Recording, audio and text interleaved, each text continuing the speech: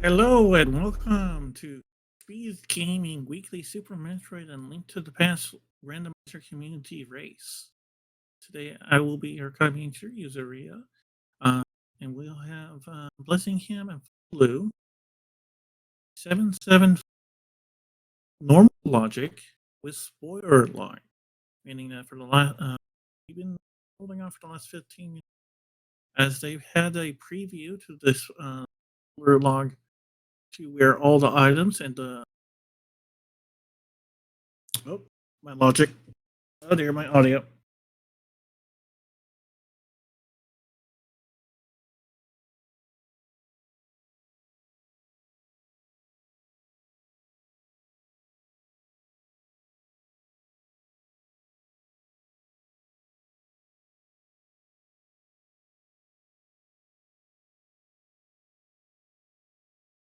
Let's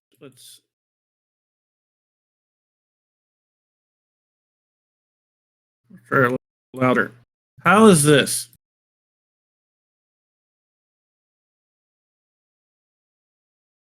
Mic check 1, 2, 3.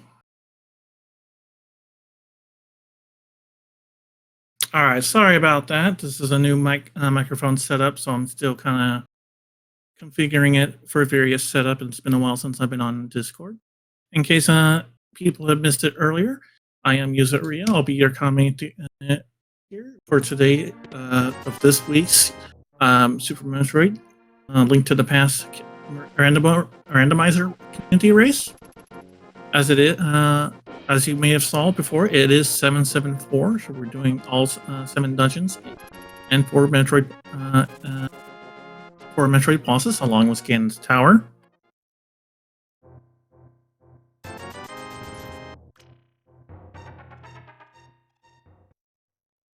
Okay, Discord really doesn't. Sounds like it's Discord's voice activity is not working the best.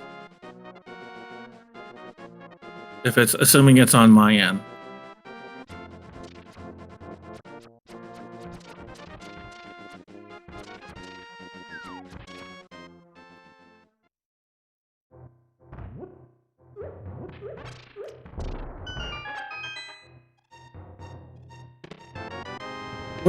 Oh, there's the flute. And Phosphorus Hut. Now, as hopefully it doesn't, you're able to get through. But as I mentioned,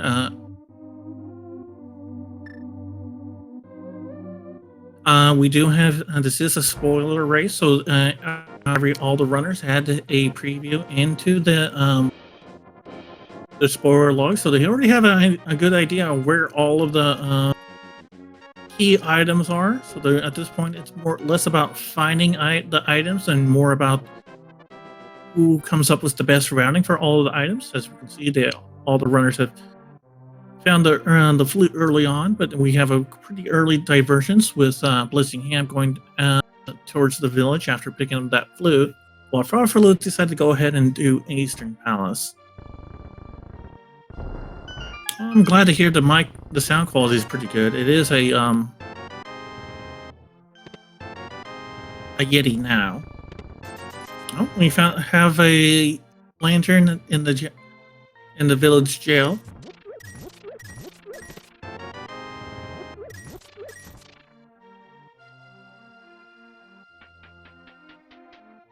Farfaloo finds the big key.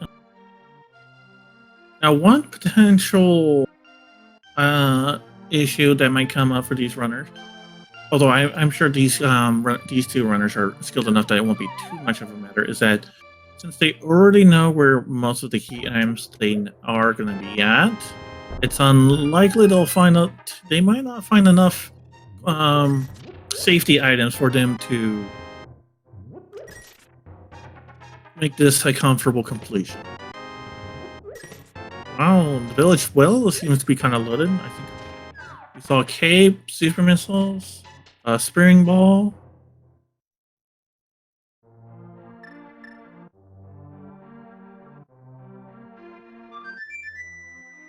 All right, Blissingham activating the flute.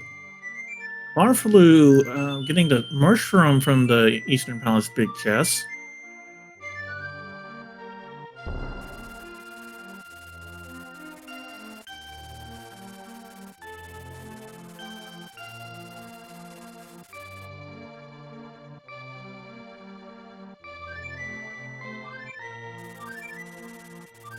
So spoiler log must have hinted that that mushroom leads to something important. So Farfalu is definitely having a little bit of difficulty with those dark rooms, only having up some bombs to signify where he is, but he does make it through. While Bessingham gets the moon pearl over in the dam. Now headed towards the ice rod cave in the mini Moldorm cave. Oh, and Farfalu gets the first sword at the big key location.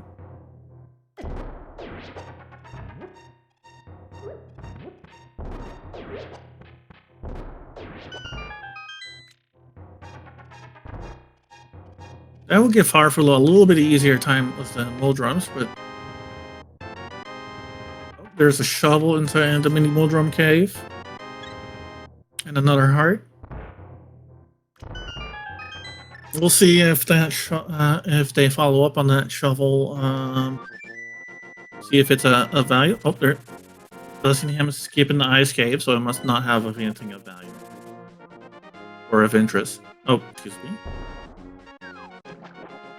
Blessingham's doing his flight flippers, while Farfalu's going down to the jail, picking up the valuable items in there.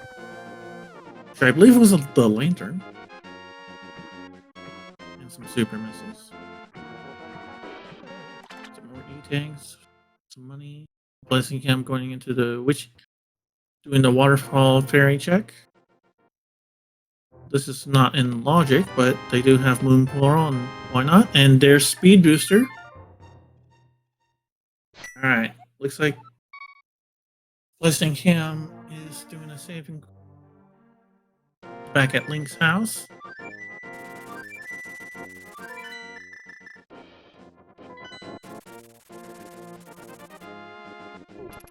Okay, it looks like Blessingham is now going to do Eastern Palace. Gonna grab their sword and the mushroom. While Farfalu is just picked up their spring ball over in the village wall. So at this point, we're just going to be seeing familiar checks here as both runners start doing what the other runner did before them.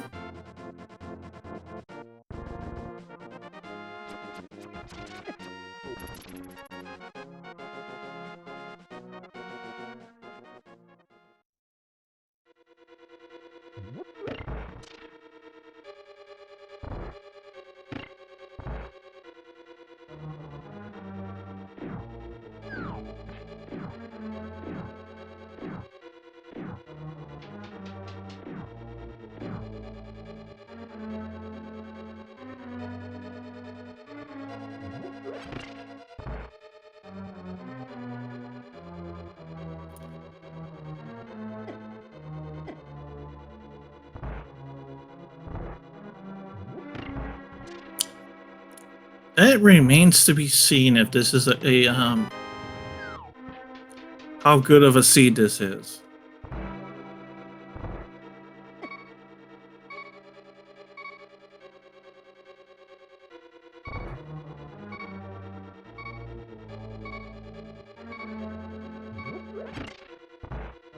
So Blessingham will have to play careful there with only one heart. Oh wait, they just grabbed a second one.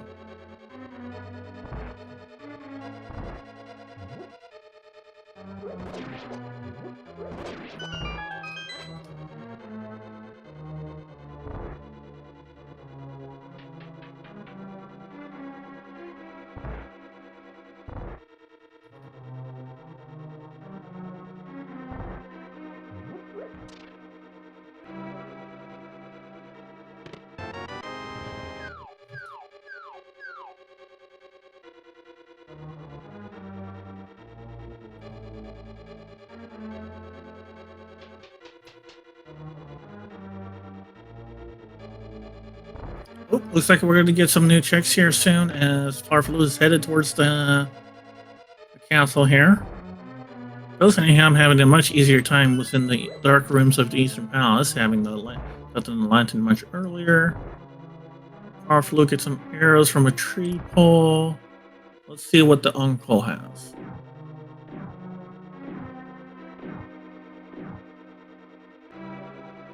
Just an E-tank, but it doesn't. Depending on the, it might be. Oh, Bellingham picks up their sword. Farfelu looks like it skips the other check. I'm wondering if it's possible that. Oh, wow. Got some full magic from the tree pole this time. I'm wondering if Farfelu is getting some extra E-tanks for a possible hell run. It wouldn't be in logic, but it might be a quicker routing, depending on what Farfelu picked up from the spoiler log. Oh, we might have a high five soon, as Blessingham is now in the castle and it's right on the heels of Farfelu and heading towards the dungeon. So Blessingham, I don't believe he checked the well. At first, Farfelu only grabs the first chest into the dungeons of $300. Then does like a death. Was that an intentional death? No, it does not look like it was an intentional death. Oh wait, it wasn't death warp. Farfelu looks like they're going for Agarum. They don't have the Master Sword, they'll have to make use of that magic cape to make it through.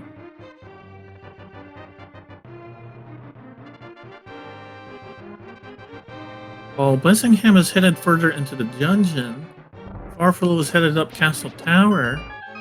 I wonder if this is a situation where this is an Aga 1 requires seed, or if Farfelu was able to see that doing Aga 1 would actually be quicker, despite the time this detour.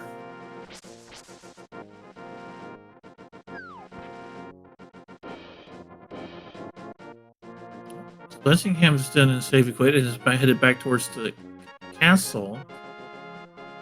That just suggests to me that this was probably an Aga 1 required seed.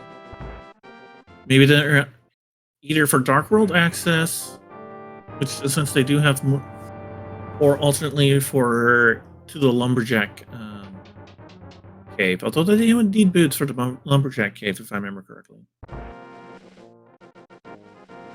But considering they do have the Moon Pearl already and the Magic Cape, I'm gonna presume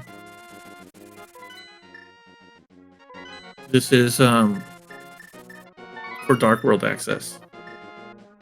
Although it looks like Blessingham just remembered that they wanted to do the mushroom first, random before they entered into I guess into the castle tower, but the mushroom only gave power bombs. Must not have checked those. Probably didn't have the time to check the logs on what the mushroom had. So that was probably a bit of a disappointing side trip for Blessingham.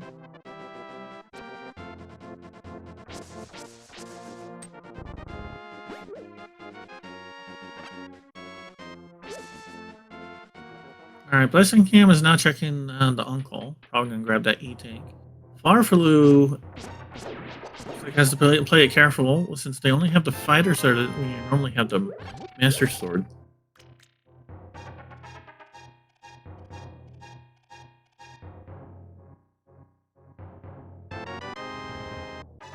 That would make sense if their routing puts them does not give them a lot of early power bombs. They might want that to make sure they don't soft lock. And then of course they also if their routing of choice does not have ice beam, they'll need to make sure they get 15 power bombs for Torian to take care of the Metroids.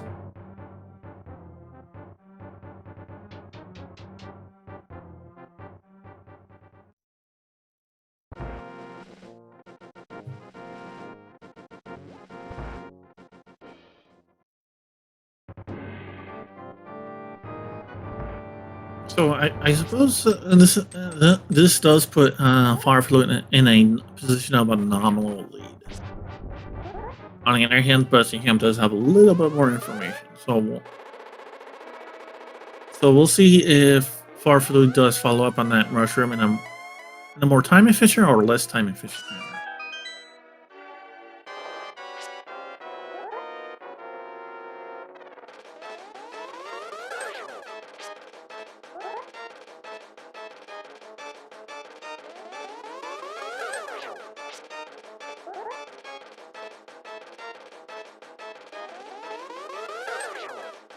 All right. Farflu's got 3 for 3. And got blue ball.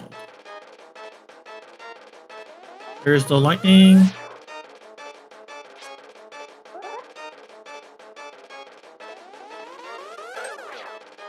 All right, there's 4 hits for Farflu. Oh no, I got one. Another blue ball.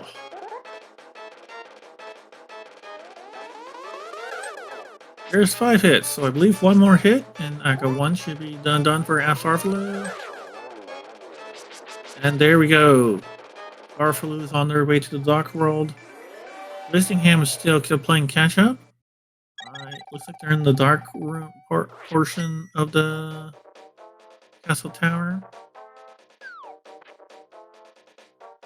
All right. Pyramid item for Farflu is going to be a heart container. They're going to go ahead and grab that because 4 heart containers. That's just going to make this thing. That would just be a pain. That'd be just. All right. Let's see where Farflu goes first in Dark World. Looks like they're headed towards the Palace of Darkness.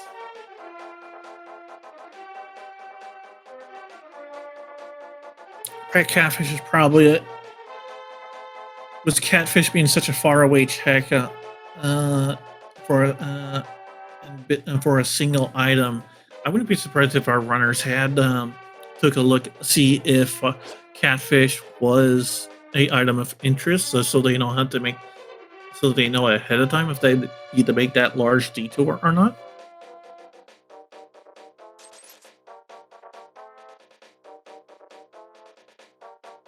And with that, and since they know, actually they wouldn't be able to shoot Catfish anyways. I just realized they don't. Farflu does not have the glove or anything. And since they don't have the bow either, that's going to limit their the amount of checks here that Farflu can do, unless like the bow or another essential item is right in the beginning here. So that must be the case. There must be something very important right here in the early on. Let's see if it's this first chest. Nope, just a key.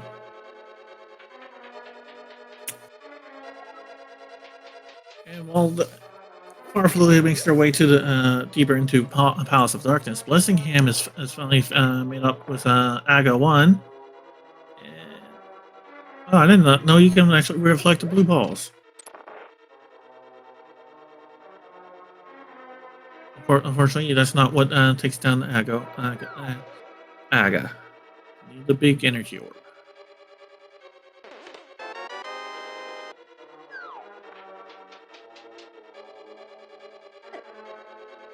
Alright, looks like Farflu's making a beeline for the very back of the Palace of Darkness. I think they know exactly where they need to go. They must have knows.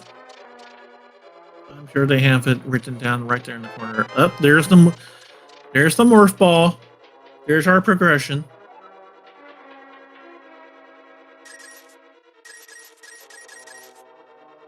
Let's see what else we got. Another E-Tank. Farflu's not going to bother checking the other chests. I imagine they were probably going to reset to Super Metroid. Or not. Alright, Blessingham has defeated Aga 1 and is now probably going to do the very similar checks as Farflu. Grab the heart container at the pyramid. And then grab their morph ball and maybe an E-Tank over at Palace of Darkness. Oh, Farflu is now doing the mushroom check for their power bomb. Let's see if they care for. Let's see if they head over to Super Metroid now or not. It looks like they did. All right. So Farfelu does. Let's see what their ammo count is. 10, 10, 10. So yeah, I can definitely see why the runners went for that power bombs. Because 5 PBs is kind of limits your options, and you would be kind of risking soft locking.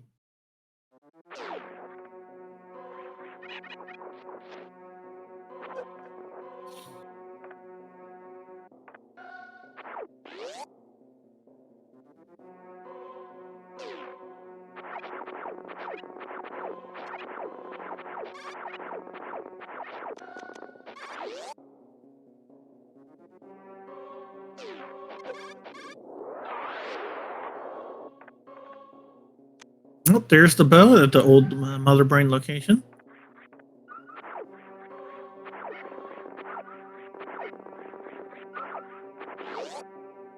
All right, let's see what a Morph Ball pedestal has. Now, with both power bombs and speed booster, that should open up quite a bit of Metroid. Okay, they're not going. So pedestal doesn't apparently doesn't. Probably doesn't either. Doesn't have anything, or they're going to come back for it and do the meme route. Oh, there's the hammer. So the hammer probably was the hammer on the needing the morph ball. That just suggests to me this was an Aga required seed. Unless we can find both myths. Without the morph ball.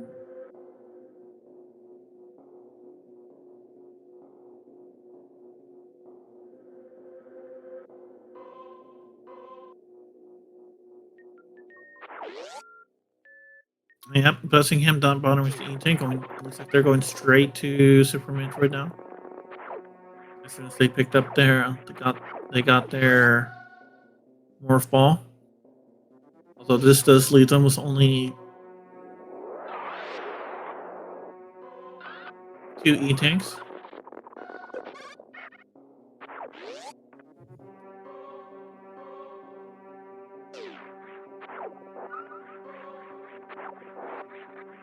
I mean, Meridia could have been, now that you mention it, morph. It's normal logic, so going through Dark World through Meridia, I don't see it possible, and I'm pretty sure it. The logic would have you use Shine Spark to get access to the large parts of Metroid, because it wouldn't be suitless at the very least.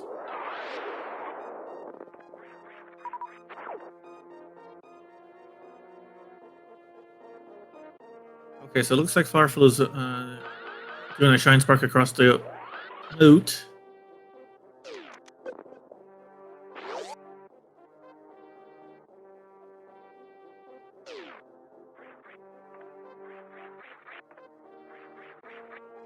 Oof.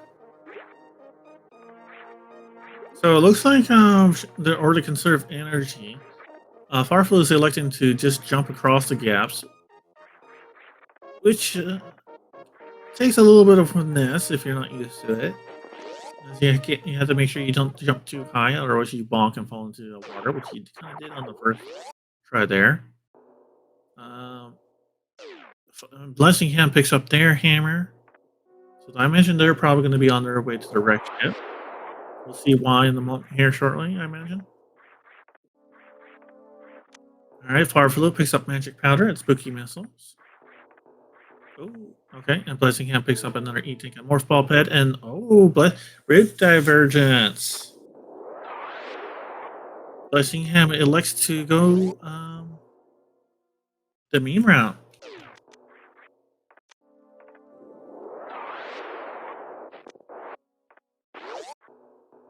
Okay, so we have a major route divergence here.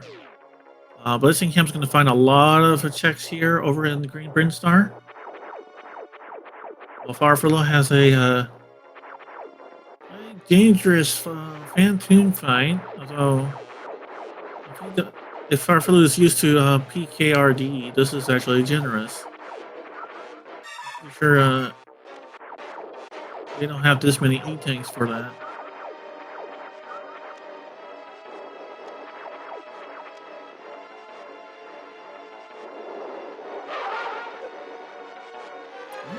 Basically, I'm just stopping the crap, pick up the missile, but not bothering with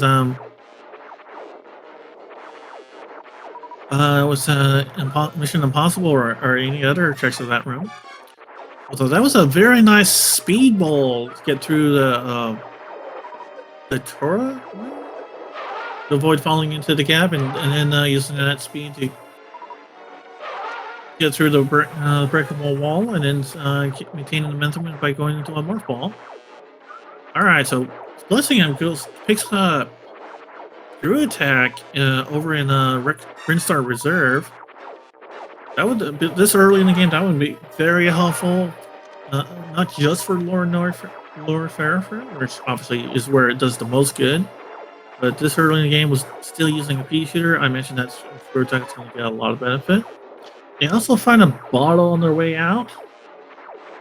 That would open up Sick Kid. Assuming Sick Kid had anything. They might as well as get a potion in case they need that.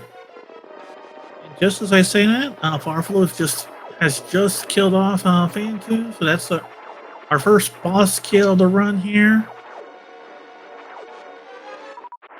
And that was the Dragon token, although that doesn't really make any difference.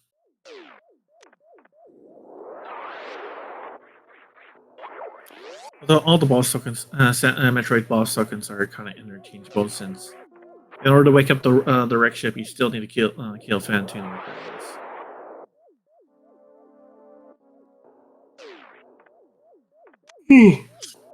All right. Farfelu finds the sword upgrade and side wreck ship, left side supers. So that's their master sword, one of the requirements for go mode. Now it looks like they're headed towards the attic, making some nice clean movement.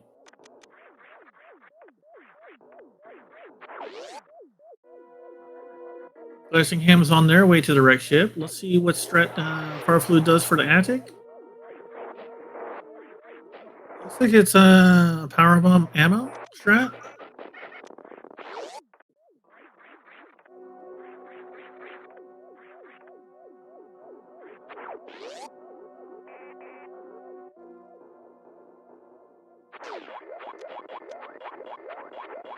Bessingham picks up a third PB in the ocean. Farfelu is going for the attic item. Must be something of value. And it's the red cane of Samaria, if I remember correctly. So definitely a required item there. Or in all likelihood, it's going to be a required item. I'm pretty sure. Oh, Tracker. I took a peek at the runners. I was able to see which dungeons are required, and both. Turtle Rock is required, but Mystery Mire looks like it's just a pendant.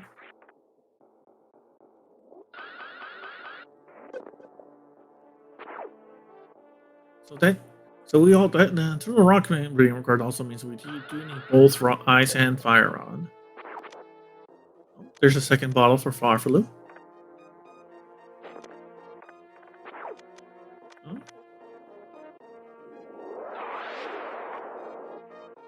Okay, Farfelu's making their evac, picking up a bomb upgrade on their way out. While Blessingham is preparing to face off against Phantoon. They'll probably have a little bit of a harder fight since they only have 2 E-tanks of health. But I'm pretty sure they're used to PKRD, so it should be just another Phantoon boss fight for them. And judging by how far, so we can probably easily conclude that Gravity Suit area does not have anything of value, as Farfelu has now in the Red Tower. It looks like they're going to do the Alpha and Beta PB checks.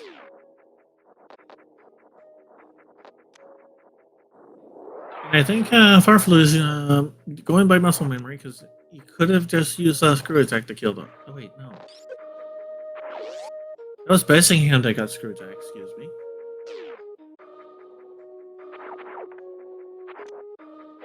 I got my brothers mixed up for a moment there.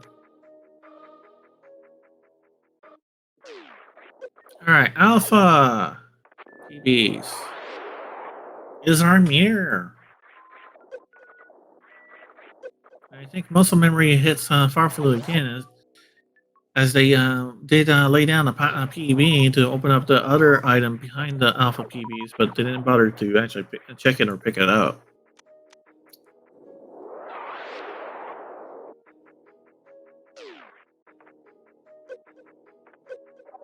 They must know it's already an item of not that they don't care for.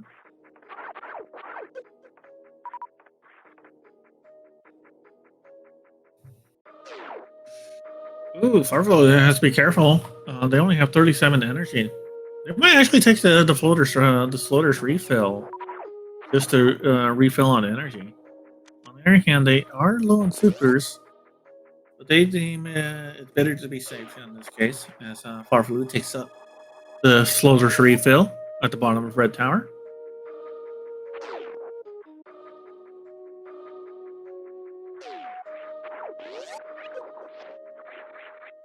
Blazing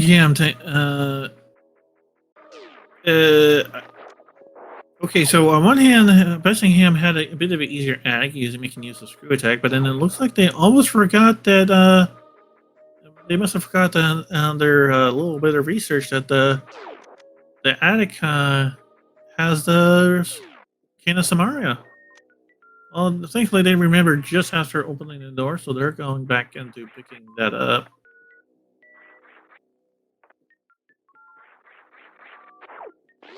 Farfaloo having to do some awkward jumps because since screw it, speed booster messes with your jump height.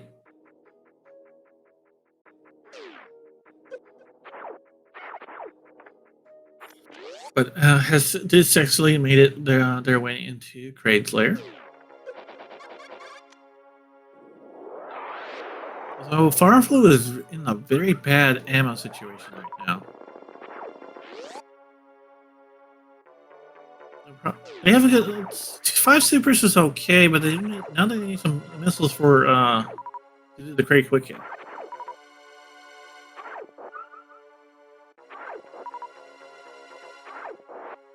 And amusingly enough, the bugs were giving him supers and energy, but not missiles until just now.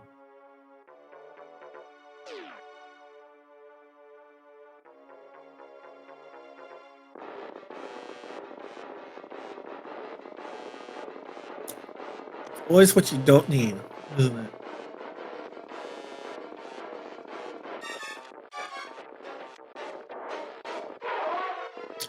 No, that seems like a different. All right, Farfaloo successfully gets the great quick kill and gets one of the 7 crystals to defeat Ganon. And then there's half magic. So that would be a nice quality of life for both of our runners.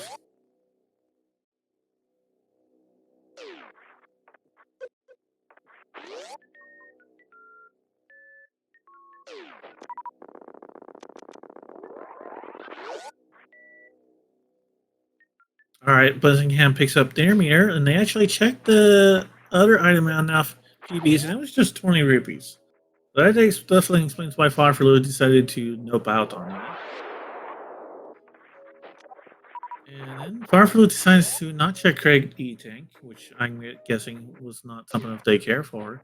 Although I can't help but wonder if they are kind of gambling there because their ammo is kind. I mean, their ammo is not very high. I'm wondering if Farflu had looked up the locations of charge and like plasma or spacer because they're not picking up a lot of ammo. For that matter, Blessingham while has gotten a comfortable amount of ammo, does not appear to be being every ammo they pack to get. And if you know where, and since you did have spoiler logs, it would make sense that both runners had looked up where charge beam is and like one or two where a few beams are, so you can comfortably take on Mother Brain.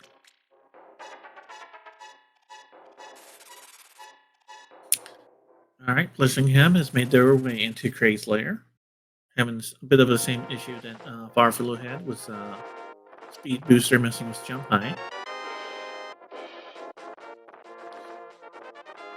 Well, meanwhile, Farfelu has used the flute to make it to Death Mountain and got some super missiles from the old man. Let's see, they're not going towards Upper Norfair, or maybe they used the the Norfair portal to make it to Death Mountain. Either way, it could have worked for them. So with the mirror, they can go to Spectacle Rock, which only has a missile. But they probably can do Tower of Era, which is only a pennant, so it might be just a peak. And Bessingham remembers that there's an energy in the missile refill right before Craig's lair. Make use of that to refill their capacity of their stock of 30 missiles.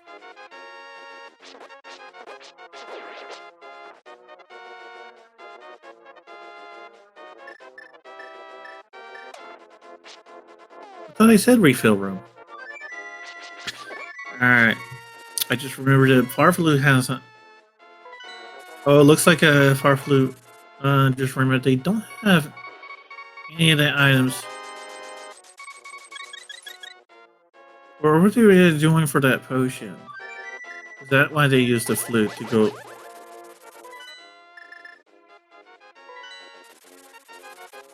Ah... fair enough. I'm sure the other lurkers would appreciate it.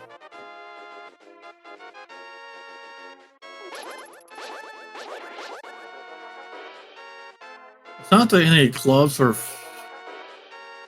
So I'm guessing that Farflu just remembered at the last moment that they don't have access to any of the important items in Eastern Death Mountain.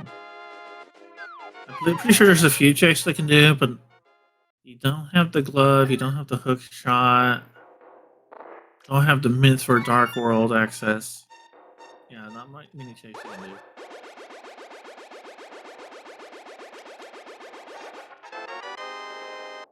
Oh, there's our first mints over at the bat. Maybe Farflu just forgot to get the gloves.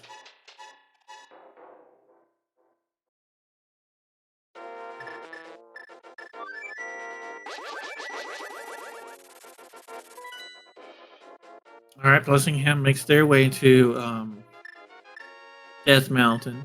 I don't think any of the runners have checked the high jump room, so they must not have anything of value. I'm guessing.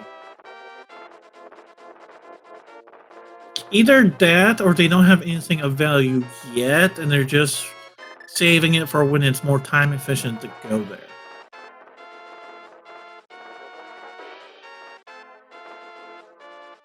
Not to mention, both runners could check Bobble Mountain. Although, without high jump boots, getting scaling on Bubble Mountains requires some difficult wall jumps, if I'm not mistaken. And if you know you can, there's other places you can do some progression. Might as well do that and see if you can get some more movement items to make it a little bit easier for yourself on Bubble Mountain.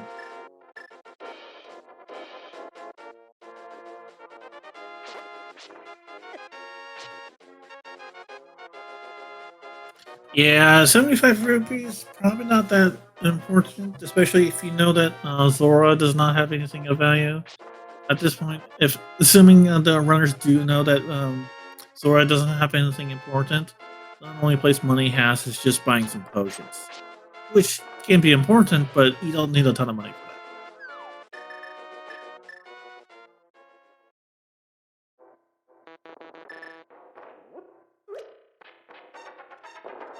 All right, the Eastern Mountain Caves. Let's see what we got. I think this is Paradise Cave. Well, not heart container, heart piece.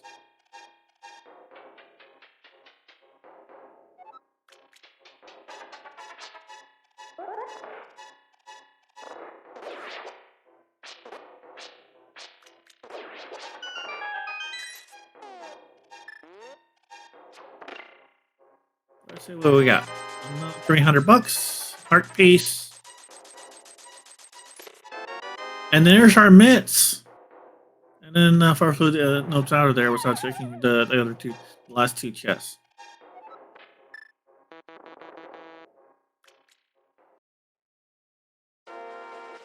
Alright, so we can expect Blissingham to pick up their gloves. Excuse me, not gloves, but mitts pretty soon here shortly. While Farflu quickly makes use of those mitts to enter into the dark world side of Eastern Death Mountain. Which they don't have Hookshot Cave, but they do have Super Bunny Cave. So let's see what Super Bunny Cave what the spoiler logs revealed for the Super Bunny Cave to our runners.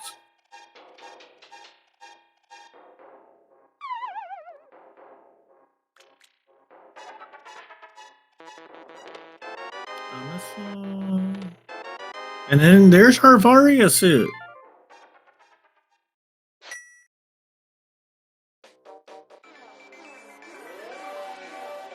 Alright, Farflu is heading back to the light world.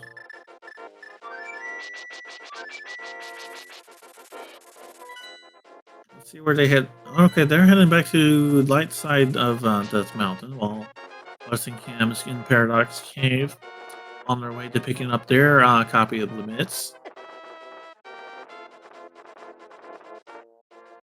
Okay, I see. Farflu's taking the Death Mountain Upper Norfair portal. I presume they're going to make use of that Varia suit and speed booster.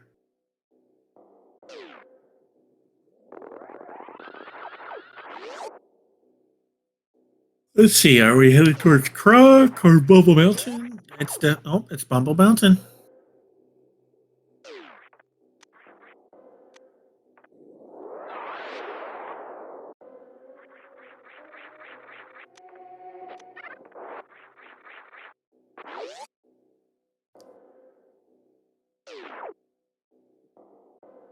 Okay, so Farflu, remembering you need a much more running distance if you're going to make this jump. Oh, are they going to do the double springboard jump? Yep. I forgot that the runners had that. Ooh, nice. Farflu makes a spring ball jump on their first try and finds a fire rod right outside the Norfair Reserve. Let's see what else we find deeper in the Norfair Reserve. Bressingham has unlocked the access to Turtle. Well, actually, I wouldn't say the correct access, but they unlock the portal to Turtle Rock, but they don't have the Quake Medallion to unlock it. And then Farflu only found Wave Beam in the Norfair Reserve. So that's going to be still going to be a nice boost in firepower, being firepower for Farflu. Well, Bustingham has picked up their Avaria suit. Let's see where they decide to go next.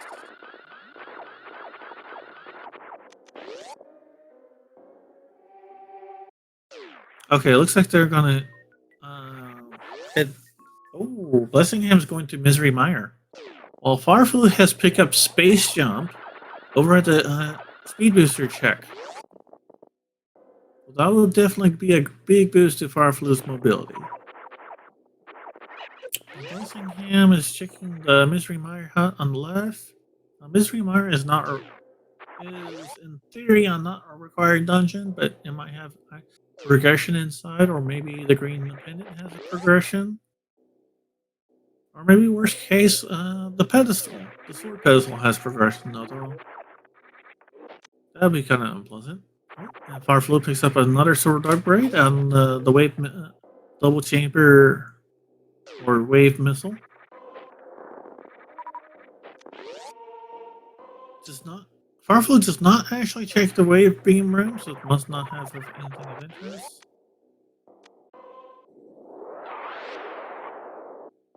Ooh,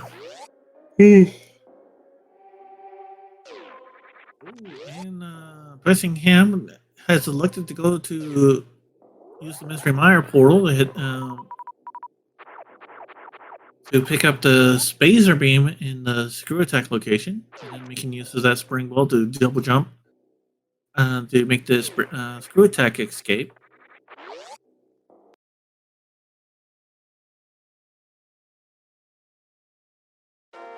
Now I'm wondering, are they going to go ahead for Ridley, or if they're going to go for the item in front of the? Oh, they're going for Ridley. All right, some nice fast pillars from Birmingham.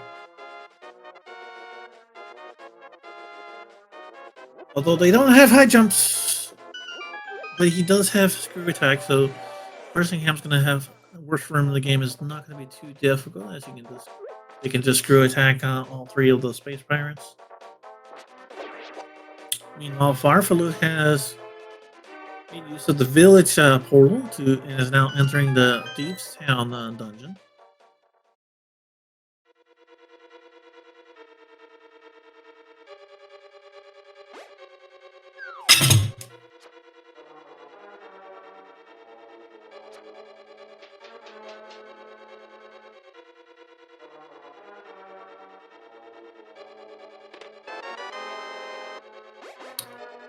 Blessingham's going to have to make the slow way up through Amphitheater since they don't have high jump boots or the space jump.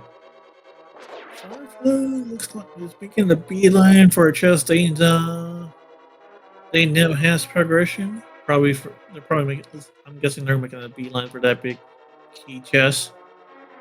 While Bessingham is making a safety save outside Ridley. Farflu, the chest was right there. Why not just grab it?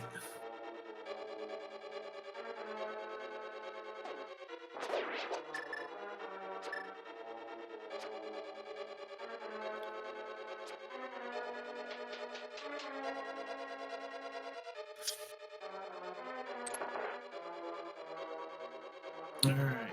Bessingham's in Wasteland. We can use more use of that screw attack. I'm gonna take the. And then. Found the blood catching net in the PB's of shame room. Thought about it, and they decided to go for it. It did look like they were going to nope out on it, but they went for it.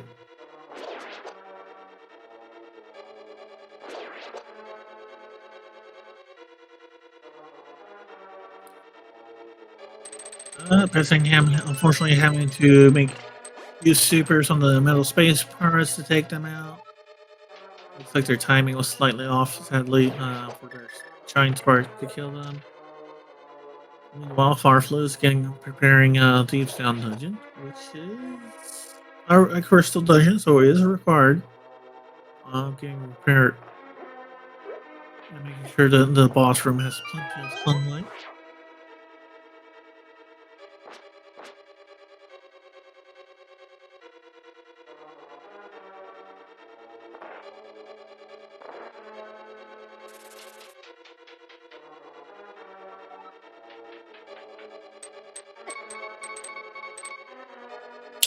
Ooh, Farflu is at 1 health.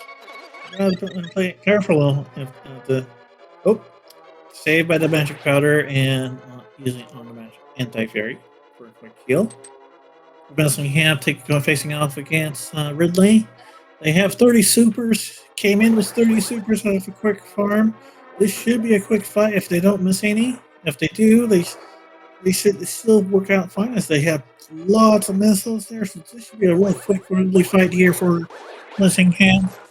I already see that Bessingham's Ridley is low color and it's already grabbed Bessingham and is now exploding to lots of pieces. Let's see if Ridley E-Tank had anything.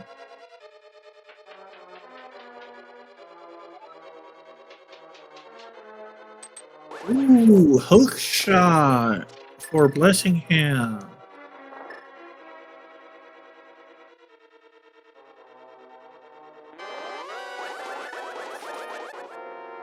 Well, as Blessing leaves Ridley's lair, Farfalus now faces off against Blind the Thief.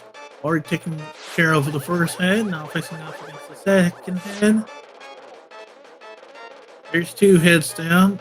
Now Farfalus just needs to finish off the final head of Blind the Thief. And Farfalus went super pixelated. Is that the restream or is that Farfalus? It's probably Farfalus. I'm gonna assume that's Farfalus.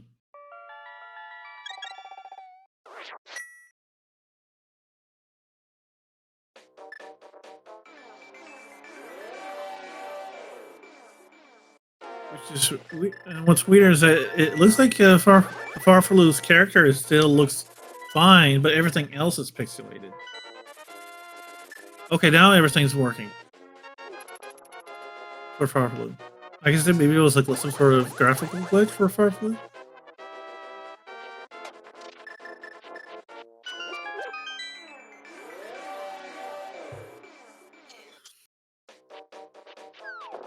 All right, Pressingham is checking the Firefly's E-tank.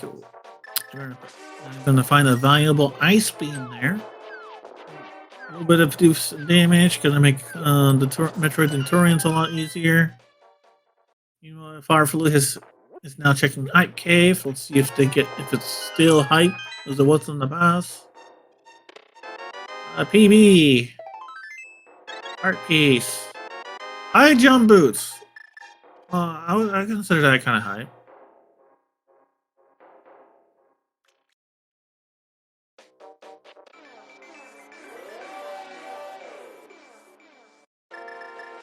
That's going to be a very nice quality of life item for Firefly with those high jump boots.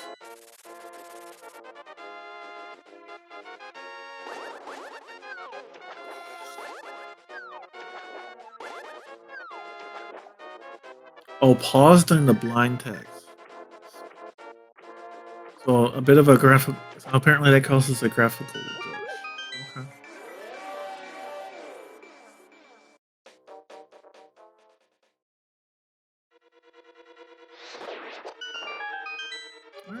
Farfel is heading straight into the Ice Palace.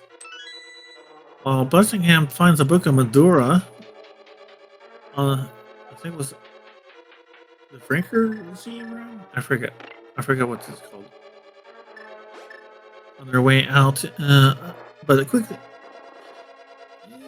Bussingham is able to quickly make their way past the 3 Musketeers. So at this point, it's kind of, and the routing has been kind of interesting. Bussingham seems to focus more on the Metroid side, while Farfel has done more on the Zelda side. Already doing their second Zelda dungeon.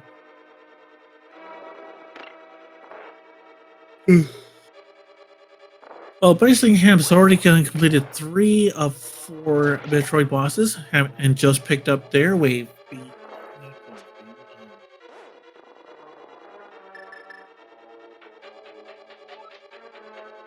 Oh shoot! What was that double chamber?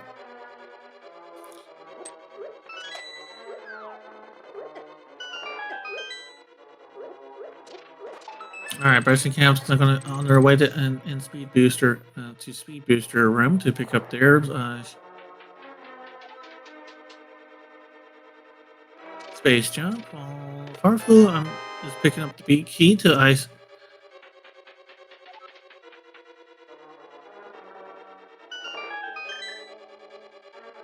Excuse me. So Farflu has the big key to Ice Palace. I'm presuming they did the icebreaker strat to clip into the back door.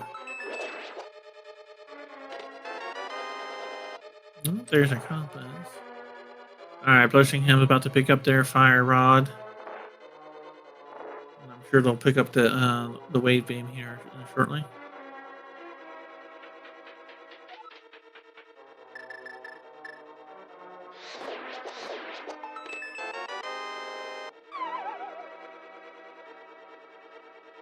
Alright, Blushingham has their wave beam. I did not see what that light item that Farflu got. Unfortunately. Although they did pick up charge someplace. Tracker, what's that called?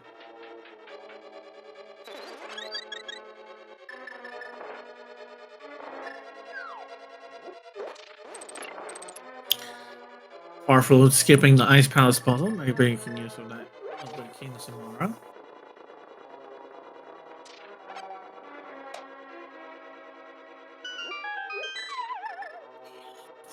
Alright, Farflu is about to face off against the boss of Ice Palace to make use of that fire roll they have there.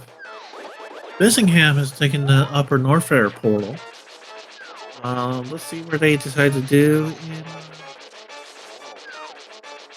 in the Zelda side of things. Oh, they have the mirrors set up and they're headed towards the top, so they're going for the Hookshot Cave. I'm betting. So Bissingham's going to show us what's in the Hookshot Cave. I'm guessing. In all likelihood, while Farflu has just got their next third crystal here from the Ice Palace boss from Fullstair, I believe his name was.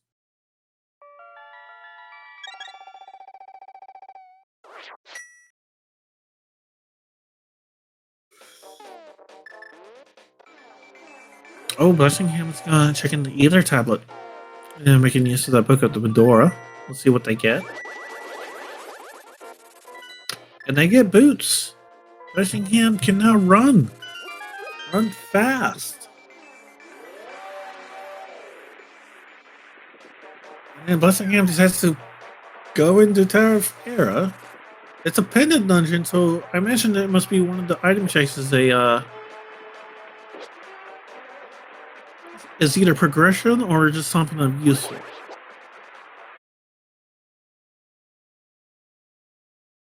Excuse me. Meanwhile, Farfelu has taken the Misery Mire portal, and it looks like they're gonna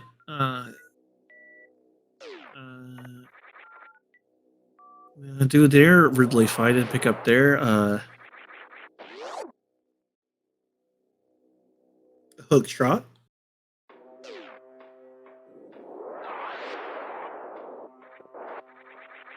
And as well as the ice beam and what was the last item? Hook and booze.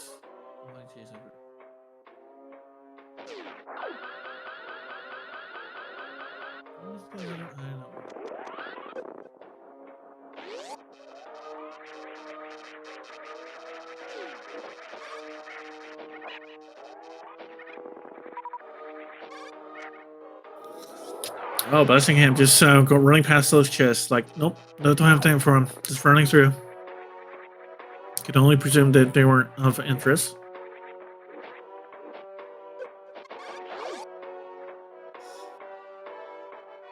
Farflu having it. Alright, Farflu having space jump is able to make it through their way through atmosphere a little bit easily. While Bussingham picks up the blue pendant from Tower of Era.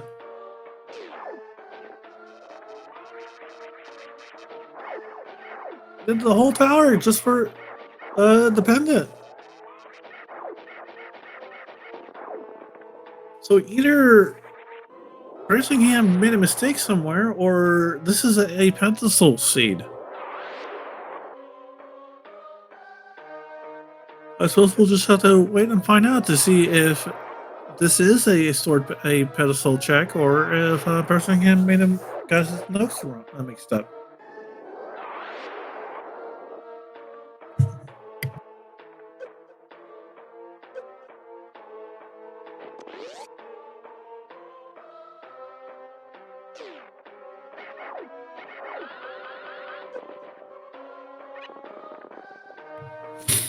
All right, Bussingham is now checking Hype Cave, so they're going to pick up their high jump boots.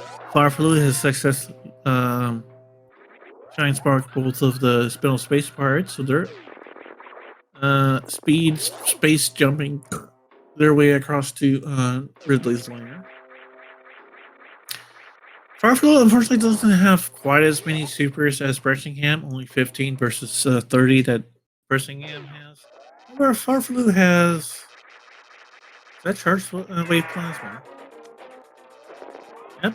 Farflu picked up plasma at some point that I missed.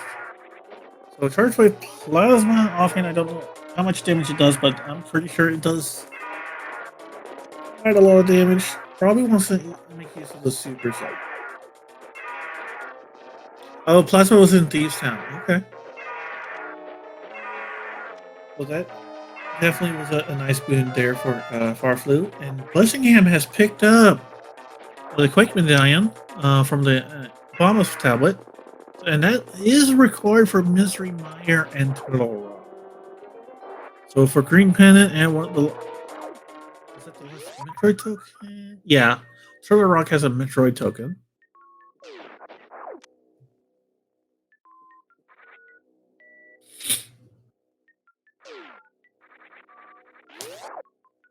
And we see Blessingham opening up Misery Mire. So I guess at this point we'll know if Birchingham just comes in for a peek, just for a snatch and grab, then it's probably not a sword pedestal seed. But if Birchingham completes this dungeon and grabs the green pendant, I'm either. Well, it probably should depends on if the green pendant price is the progression or not. We won't know until if Birchingham goes for Desert Palace or not. If Green Pennant has progression, then maybe Birchingham just got their dungeons mixed up. Pendant dungeons mixed up. But if it's still possible that this is a sword pedestal seed. Although I'm not completely certain that. Yeah. Let's see, what could be on the sword pedestal? If it was hypothetically. I could see either gravity or ice rod.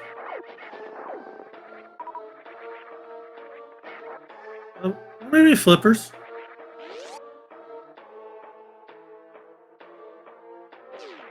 Yeah, so maybe it could be flippers or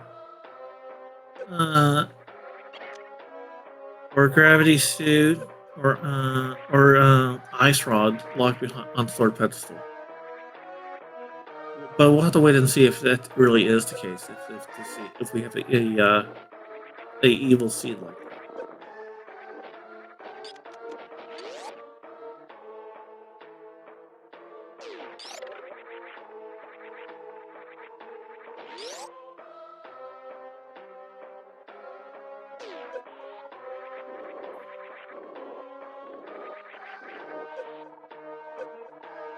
Fireflu, your health! Don't just run to the acid! Alright, Fireflu picks up their book. And I believe they have a full beam combo now.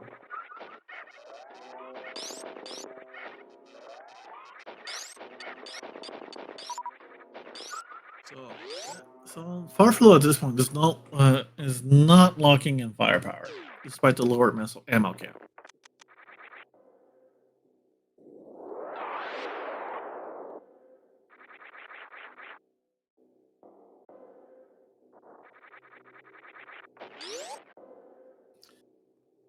Yeah, that would be a fire resistant book. I mean, I wonder if that book is made out of the same materials as Varia.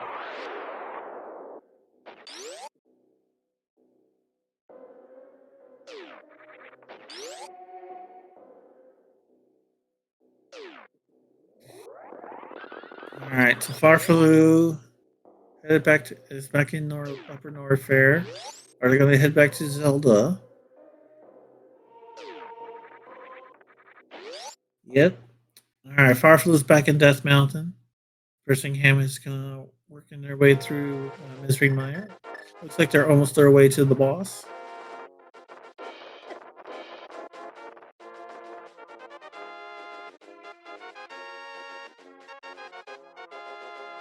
All right, Farfaloo. Let's see. Does Farfaloo do any Tower of Air as well? Birchingham is face off against the boss of Misery Mire, making use of that cape there to just cheese the boss.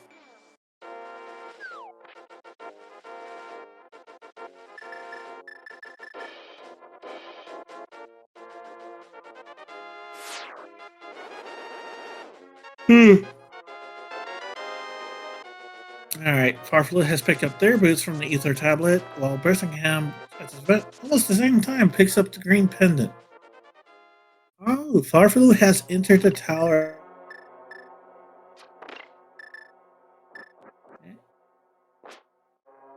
Uh,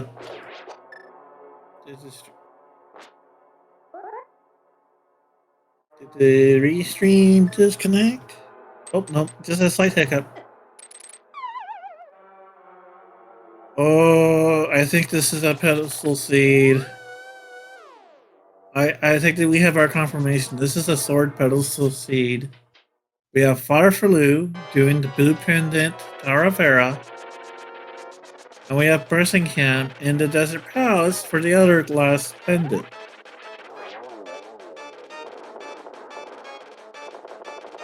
And since this... Oh, so this is a sword required seed. In fact, I don't think Birmingham even checked the old man if the green pendant prize for the green pendant prize. Then again, that's kind of hard to... That's a lonely, far away check to check by itself.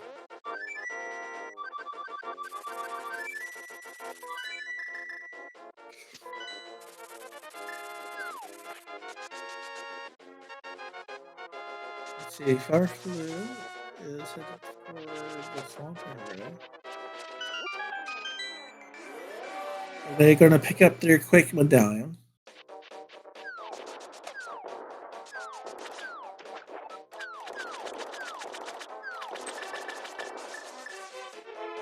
Farflu almost forgetting that they don't have flippers. Meanwhile, President Cam is making her way towards the desert boss.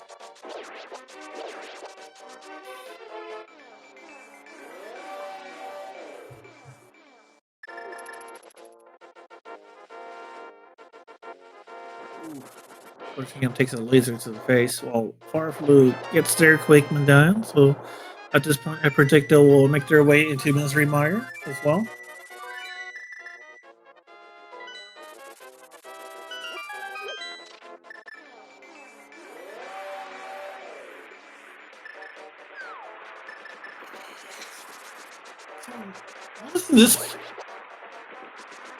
Now, at this point, I'm not sure exactly who's ahead, since Birmingham has done Misery Mire already. Then again, let's see.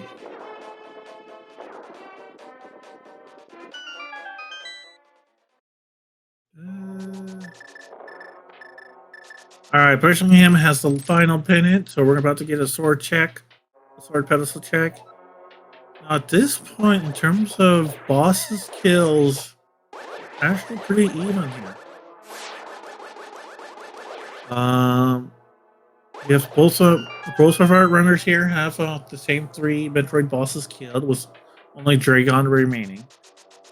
But it's in the Zelda side where we have our differences. Whereas Birmingham has all 3 of the pendant dungeons cleared. Farflu has 2 crystals and 1 pendant dungeon cleared, with a 3rd pendant in the works. Oh, excuse me, not a 3rd pendant, but a 2nd pendant dungeon in the works. Now we see Birmingham going into Thieves Town. We'll see them pick up their plasma beam.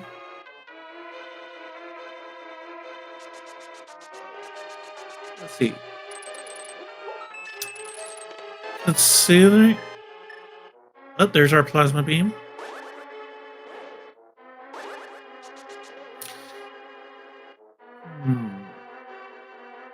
Considering, I imagine. Okay, so I was kind of wondering why Birmingham didn't go for the sword pedestal check right away, and I think it's a matter of efficient routing, because Skull Woods is a crystal, so that is a required dungeon. So I imagine right before they face off against Mothra, I believe the name of Skullwood's boss is, they'll use the quick mirror warp to check to make their sword pedestal check. And again, Yes. I have to wonder if going to Skull Woods first and then Thieves Town would have been more time efficient, especially since that portal is like right outside Skull Woods.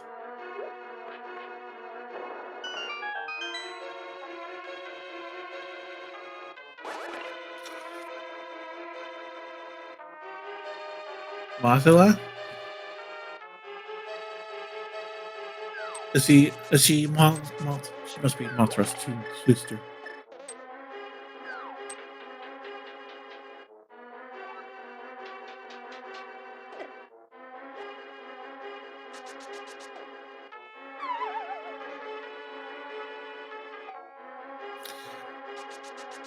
I have to wonder if the people who made Link to the Past and Super Metroid were like Godzilla fans.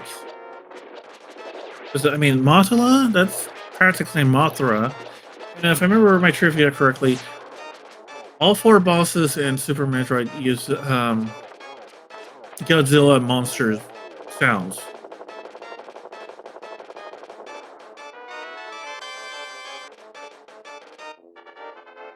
Alright, Farflu has picked up their green pendant.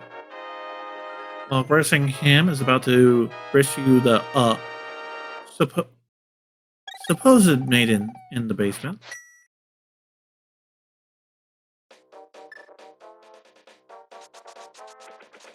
So the big question comes at this point is what's on the sword pedestal?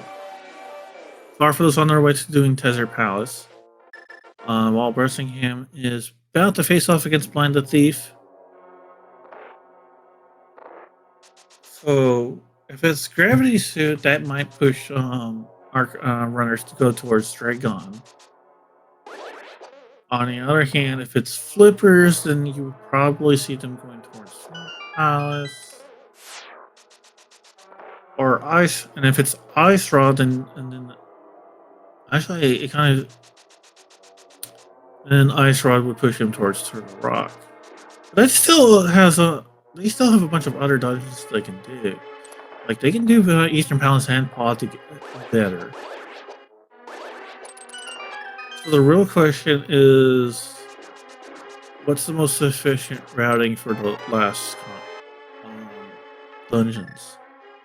Turtle Rock is probably going to be last because I always feel like it's because I'm pretty certain it's way more efficient to do Turtle Rock than go to Ganon's Tower, and this is a Ganon's Tower required.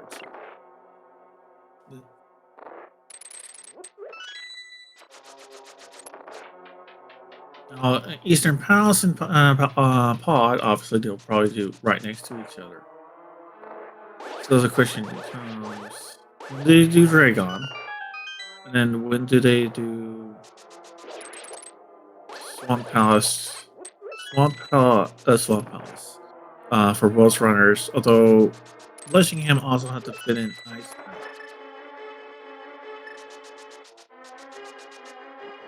So Ice Palace is probably not too hard since you can flute to it.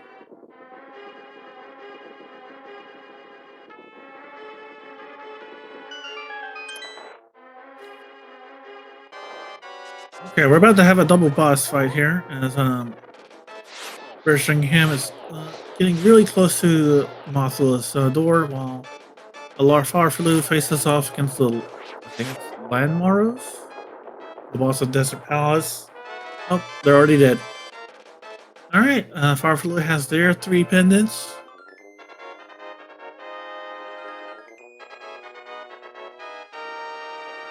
So Farfalu is now back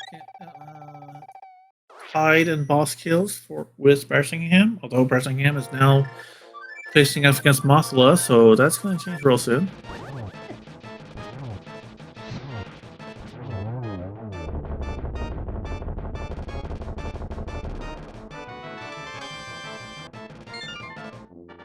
There's a other crystal there. Let's see. Well, it's still tied on boss kills. Lenmoas. Okay.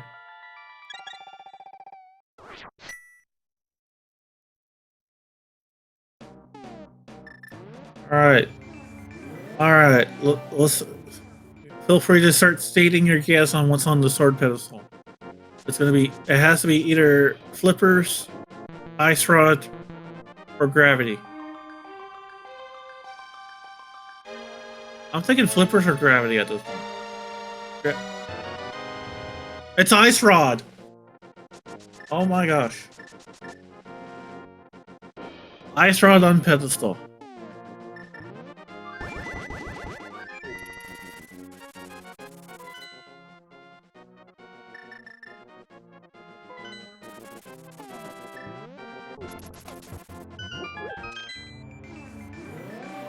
All right, so Birchingham's about to take the.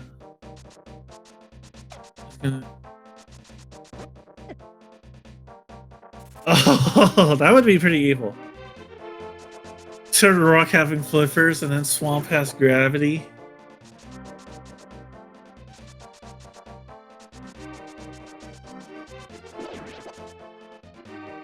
Yeah, that would be pretty evil.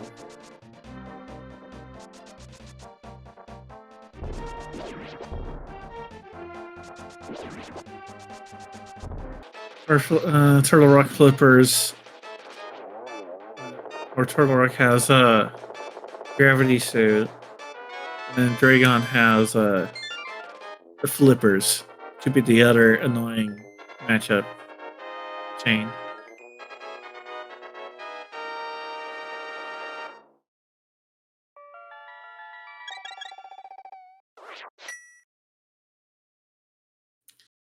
Alright, bursting.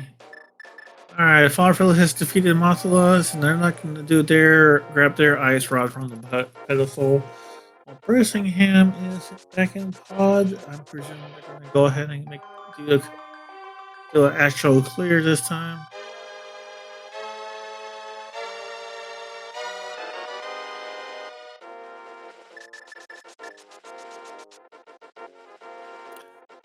On a random note, I wonder if either runners had took a peek at where the silver arrows are at and decided, oh, that's not too far, I'll grab one.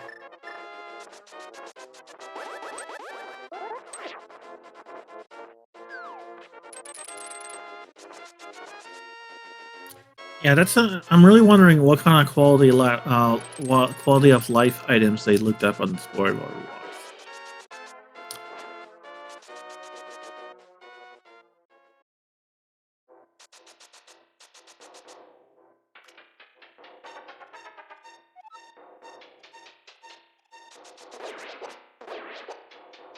Okay, it looks like we have a bit of a route divergence as while Burstingham is making their way towards the boss, the Helmosaur King of Pod. Farflu looks like they're doing Turtle Rock.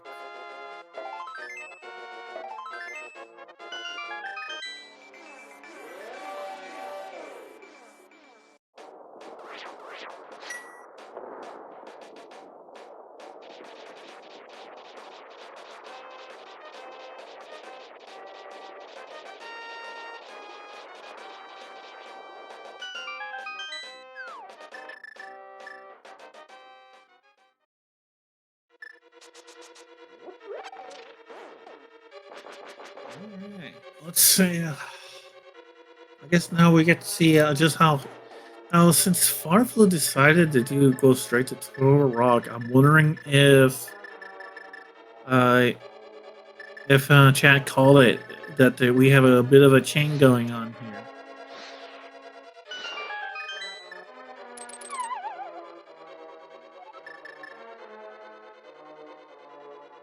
So we still might find out from Breshingham's side of things as they face off against the Helmosaur King, and then do Eastern Palace right afterwards. They might still have items, although I don't know how many items checks there is that item counts.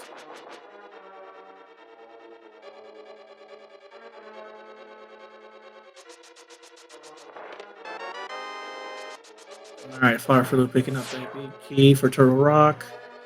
Burstingham enjoying the explosions of their fallen enemies.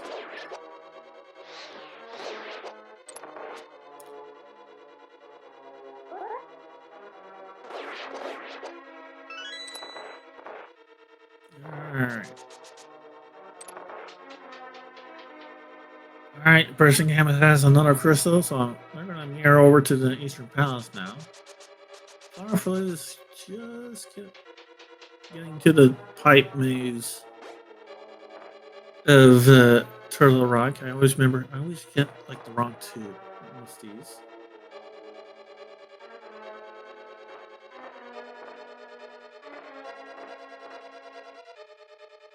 Alright. Farflu is going for the ones with. Let's see. Does it go for the chest or is it going for the key? Oh, little teddy bear.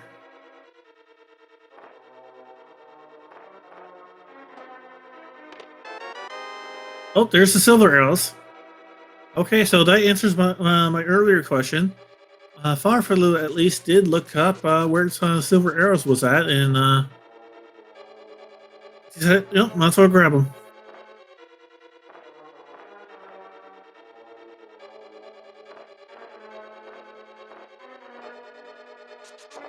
But we'll see if Birmingham decides to do that as well.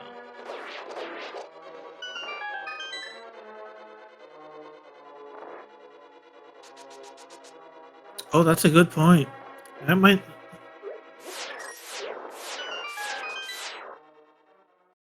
put Farfelu back.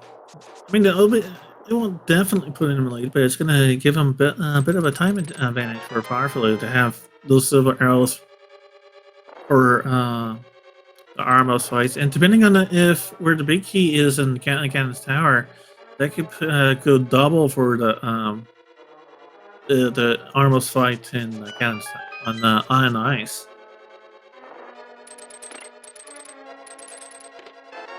Oh, there's our gravity suit. Chat called it.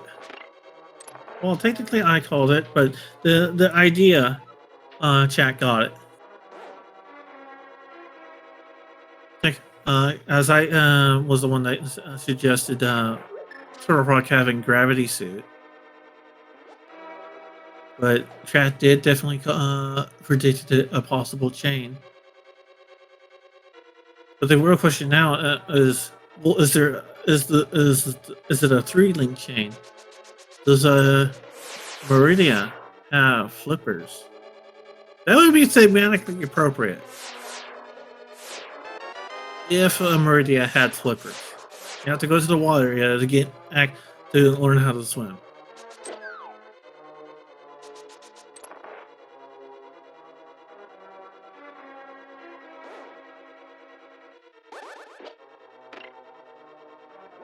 I hope.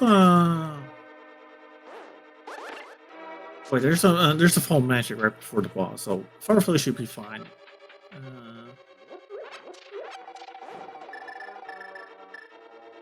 All right, so Farfel is about to face off against the Trinex. I think it's Trinex boss of Turtle Rock. Meanwhile, Birmingham is now doing a little bit of catch up, as they're doing Ice Palace. Are they? Let's see. Are they? Let's see if Birmingham does Icebreaker. All right, he's going back for Icebreaker. It looks like. Firefly has already broken up the shell of the for Rock Boss. At this point, it's just whacking that. Yep, Firefly has Turtle Rock. They have their final Metroid token. They can kill off Mother Brain if they want to. Probably not, though, I mentioned. And Turtle Rock gave a reserve tank, which I guess is kind of nice.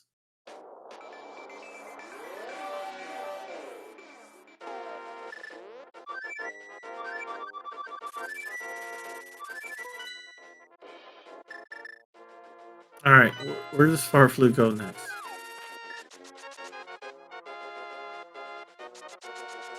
Where are you going, Farflu? Unless I think you don't have flippers.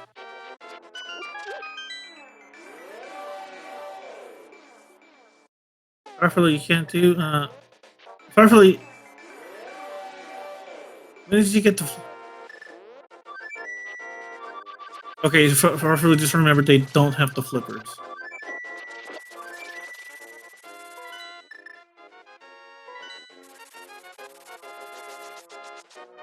Okay, where are you going now, Farflu?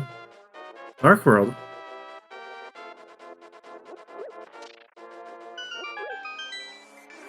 All right, pushing him, trying to get Cold Stare out of their shell. Farflu, going back to Dark Skull Woods. I don't get. I don't understand this. Did he forget an item in Skull Woods dungeon?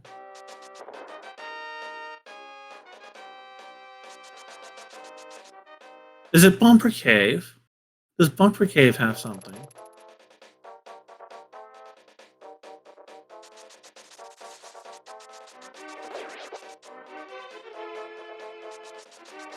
No? Is it Graveyard Lich? Or maybe it's the King's Tomb that has. Nope, nope, neither of those.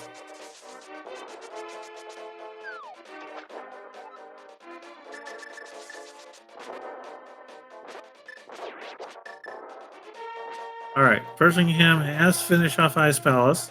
So they're now. And they're in Death Mountain, so it looks like they're headed towards Turtle Rock to grab their gravity suit. Well, Farflu with the help of a bomb did a fake flippers. Where are they going? I still do not know. Oh, they're going to Meridia.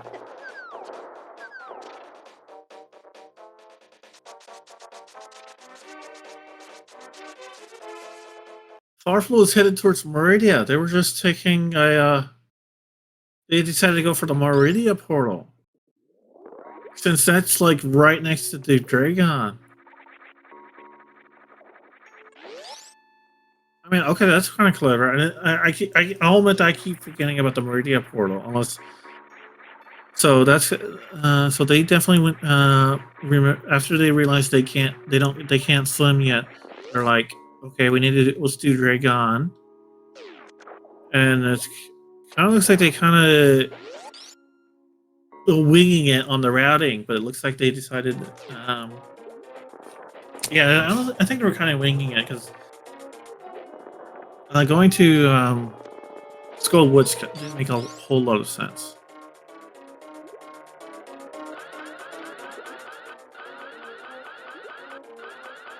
And then I think as they were doing that, they realized, oh, hey, I can do the Meridia portal.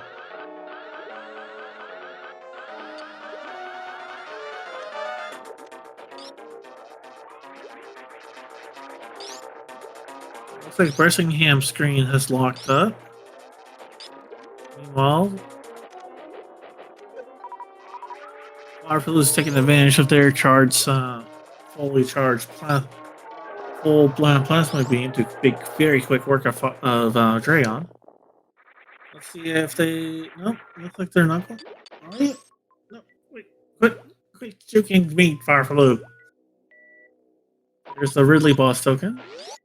Alright, what's this Dragon hiding? Deer Shark Gold Sword. Not a big requirement, but it's probably, I mentioned it's still a nice quality of life item for our runners here.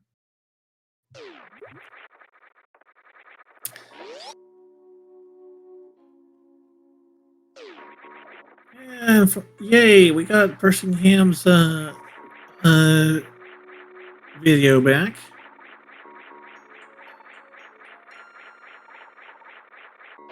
So at this point,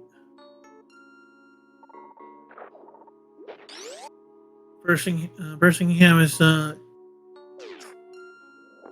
just finishing up the first floor of Turtle Rock, and then they have 2 more bosses to go afterwards. While Farflu has 3 more bosses, but does have a slight advantage that 2 of their bosses, Pod and Eastern Palace, are right next to each other.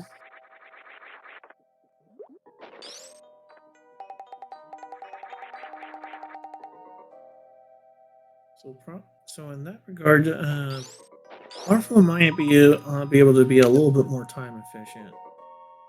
Might have a nominal lead here.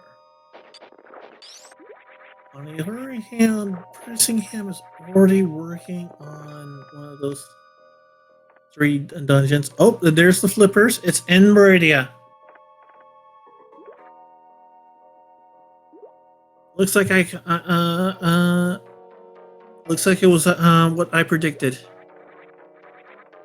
Flippers was in Meridia that requires gravity suit.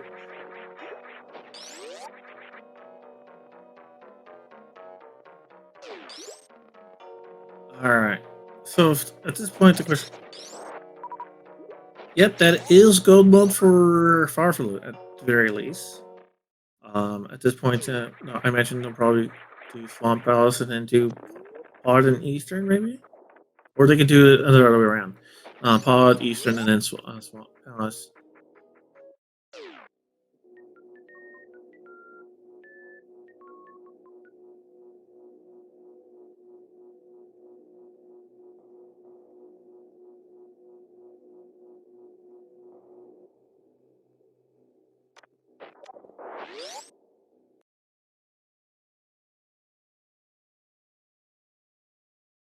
Alright, Farfalu. Goes back in Legend of Zelda.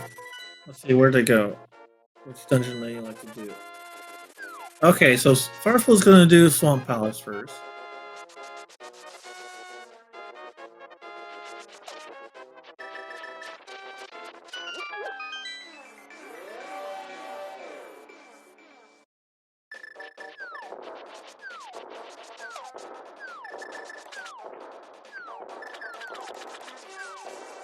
Alright, Brissingham has picked up their gold boat.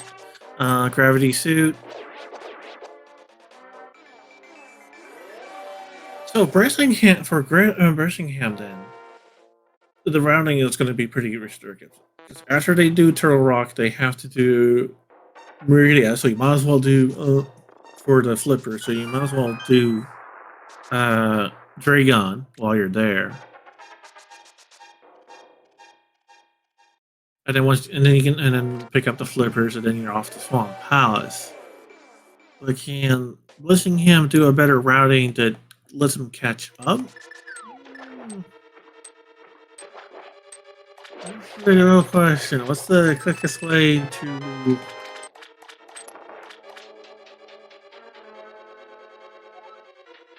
the Meridia portal? Assuming that it's either through Meridia or going through Metroid and going through the front entrance. But if you go for the front entrance, you'll have to face off against Botwoon. So that could be another reason to go for the back entrance. So Brissingham will probably want to go for the back entrance so they can skip the Botwoon fight. So the question then becomes, after leaving. Excuse me.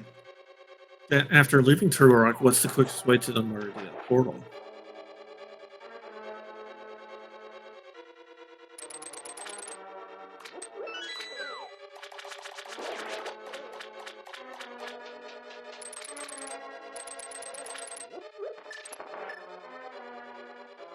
I wonder if instead of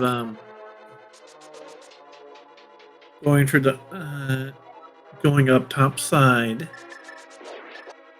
and then taking the whirlpool to the lower right, Brissingham instead takes maybe like the swamp area portal.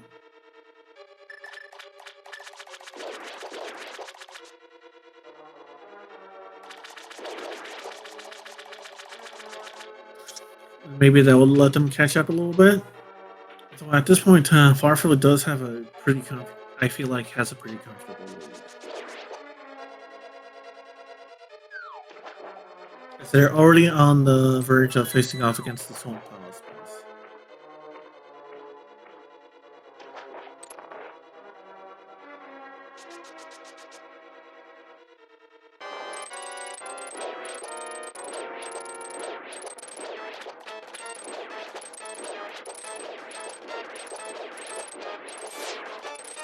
Oh, this is interesting. Westeringham is checking the escape.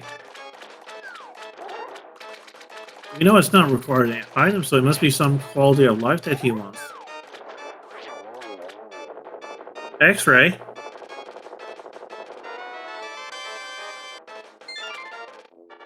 Mm, yeah, excuse me. Hmm. Actually, would mainly be helpful again. Would only be against Dragon, unless he decides. Oh, Birmingham is going for the front entrance. He's going to microwave Baltoon as well.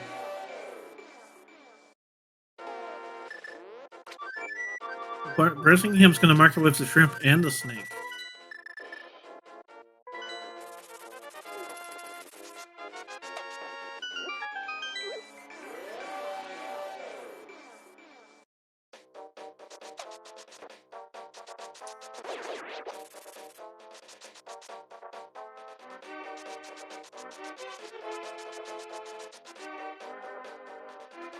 Which makes me wonder which will turn out to be more time efficient. Going through the front entrance and grabbing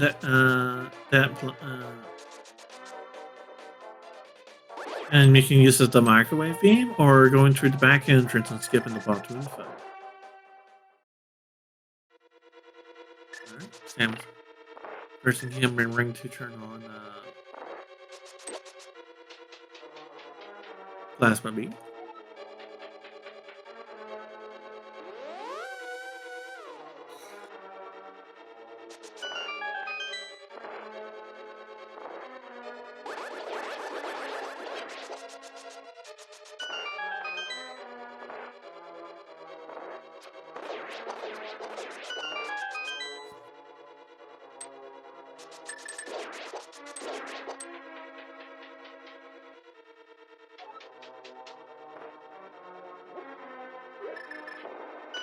Oof.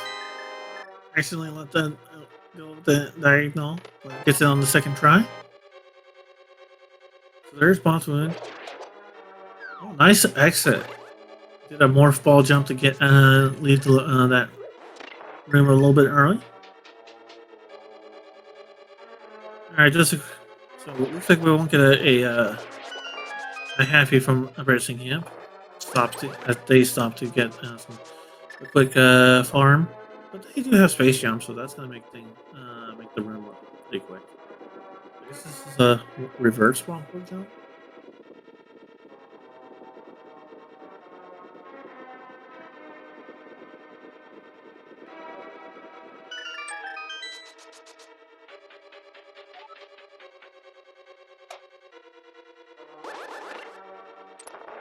Okay, so Birmingham is not in Dragon's Lair. Farflu is not that far from the Helmsor King. Or they're both on the version. I would say they're roughly in the same position. They're both about to face off against their second to last boss. But I think Farflu has going to have for their very final boss. I think Farflu's going to still keep the advantage because once Farflu kills the Helmsor King, it's just a matter of mirroring and then going to Eastern Palace, which they're already going to do faster because they have silver arrows. Whereas Birmingham, with the arm with the gold sword, still needs to take the time to go grab the flippers and then go do all of the swamp house.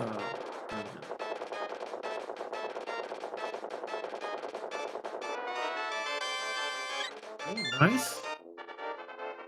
Birmingham doing a reverse heavy. Wasn't sure. Was that a spike suit or a blue suit? I think it was a spike suit. Judging by, I did not see a blue suit.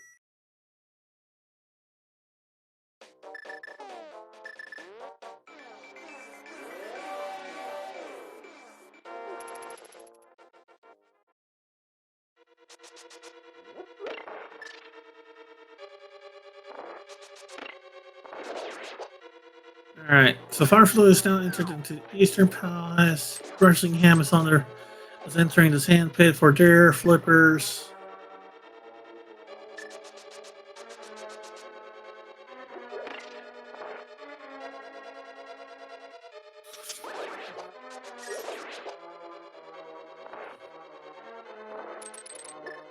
Oh, nice movement there for Birmingham.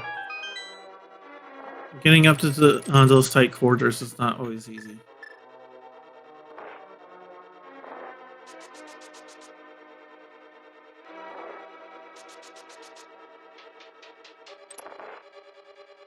All right, so Brest and Cam just needs to make their way back to Zelda. Actually, I wonder if it rather than if it would be. Oh no, they need to do a save. They can't just reset. So Brest and Cam is back to heading their way to Upper Norfair to head back to Zelda, while Farflu is not that far from the Armos Knights of Eastern. So they're going to maintain their lead between these two rooms.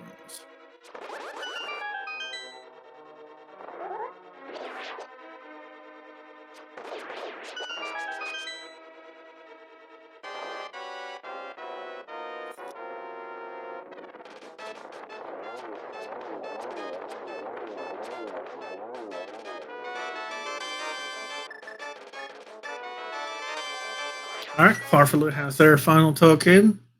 Let's see which boss they decide to clear first.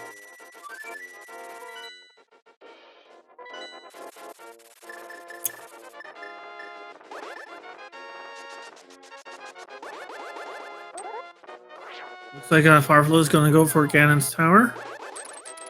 They took the flute to the Death Mountain.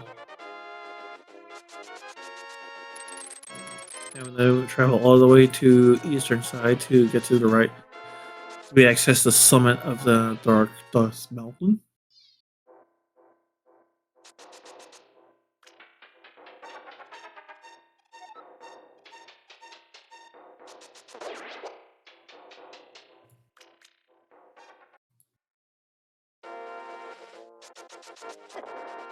Oh, and we have Farflu in chat.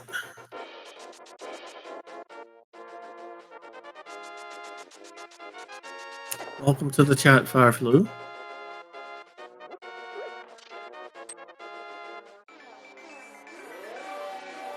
Alright, Birchingham has made their way into Swamp Palace. At this point, it's just a matter of them trying.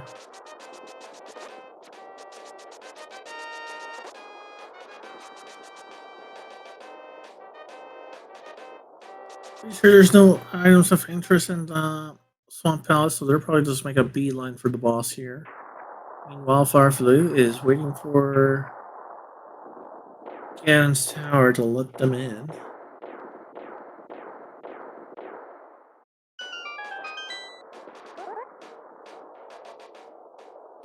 Well, I suppose people can start making their guesses on which chest will have the big key for Ganon's Tower. Does the spoiler even mention that? I'm pretty sure it does.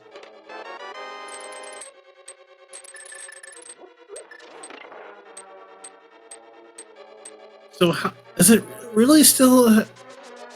Does guessing for the big key chest still really count if Farfalla already knows which key a chest is in and will only pick up that one? Maybe should we just count by how many he passes?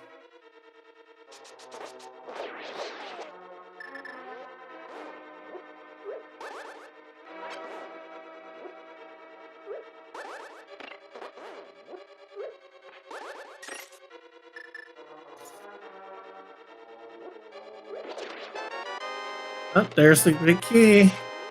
That was only the second chest they opened, I believe.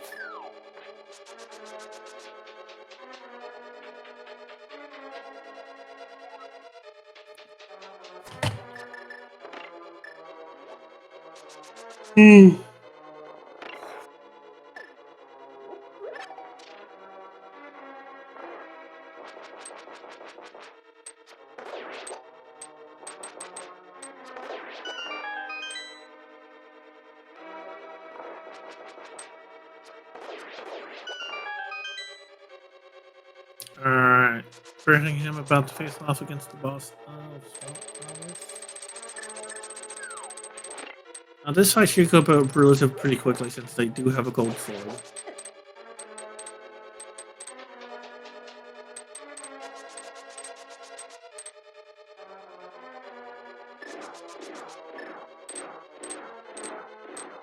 Okay, so instead of guessing the chest number, you guess which chest it is. Okay, that makes sense.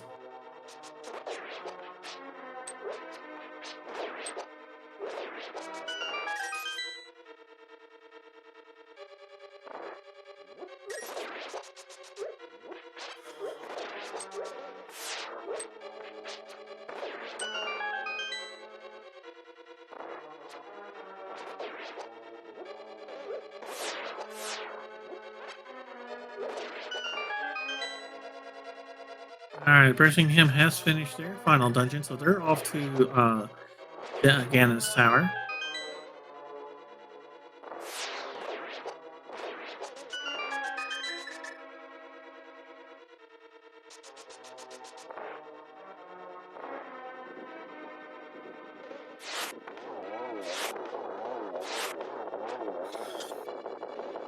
Farfelo having their mirror match with Len Lewis, and it was not much of a great match. Gold Sword makes quick work of them. Nice. Farfelo getting a nice triple kill there.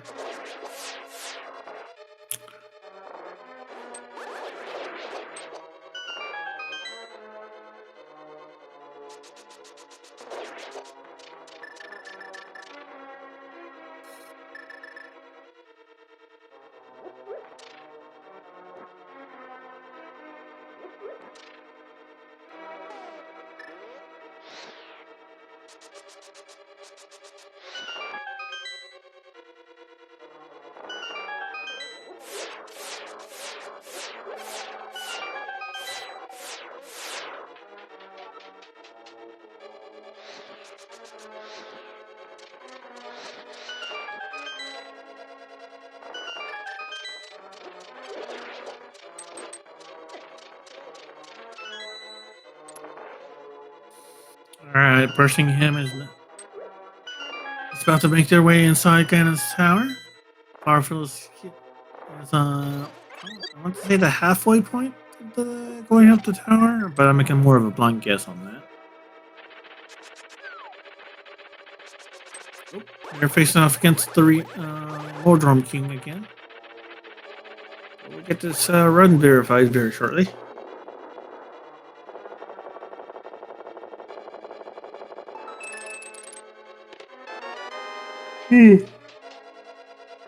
Alright, Farflu has hit the vacation chest. They're not that far off from the Agatu fight. And then Ganondorf himself.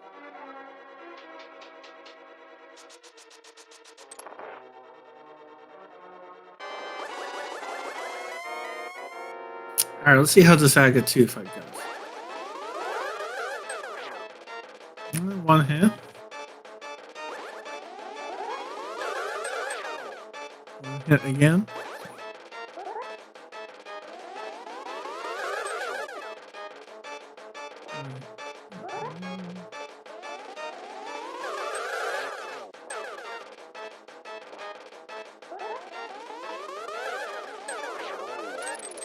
No, I don't think I saw any double hits, but it doesn't matter. Agatu has been defeated. Farfield's going to face off against Ganon very shortly. Oh, there was a. Oh, he did get it. Farfield did get a double. So 1, 1, 2, 1. Oh, nice. And no blues. Nice RNG there.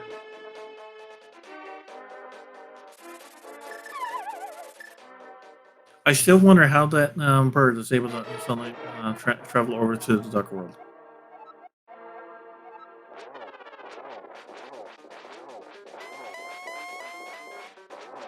Virgin Cam has got their big keys now, scaling the tower of Ganon's Tower. While Farfelu is making use of that magic cape to just slice down Ganondorf.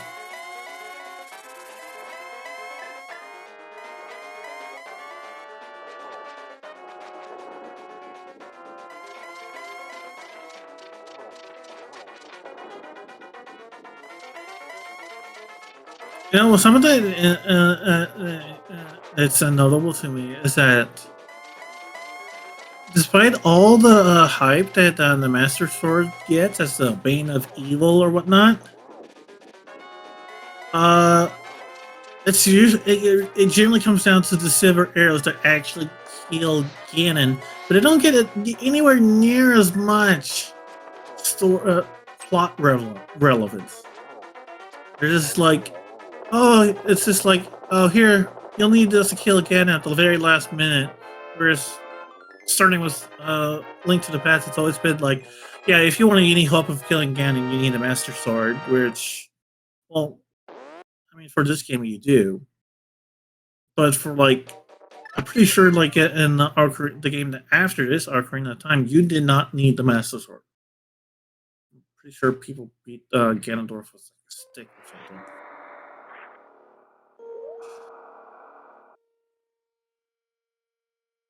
I think it would be interesting to see a Zelda game that that plays up the importance of the silver or holy arrows, or something a little bit different. But that aside, I digress. Farfetch'd has reset it and is now back on the Super Metroid side of things. So they're gonna about to, quickly make their way around to Victoria. While Birchingham is trying not to slip around the ice too much. Having a rematch with the Landmills.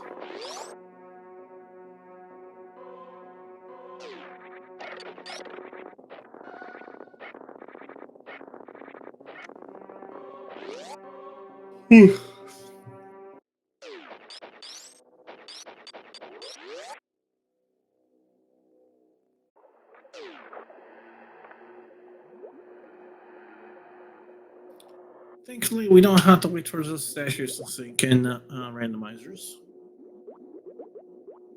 Let's see how Farflu does his Metroid rooms. Down, back.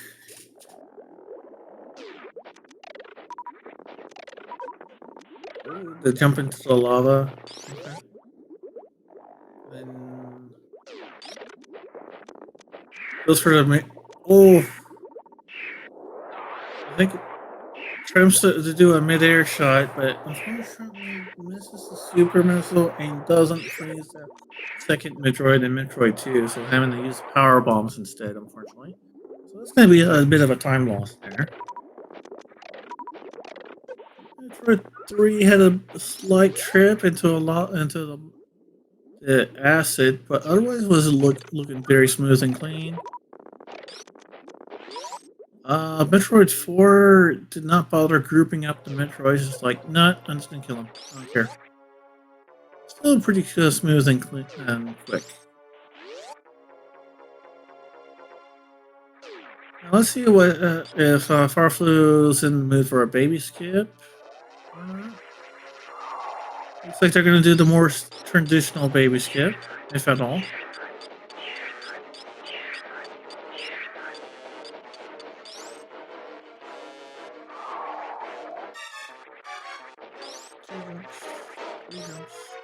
Four jumps, 5 jumps, 6 jumps, 7 jumps, 8 jumps. Wait, did I lose my count? Well, either way, that was a lot of jumps.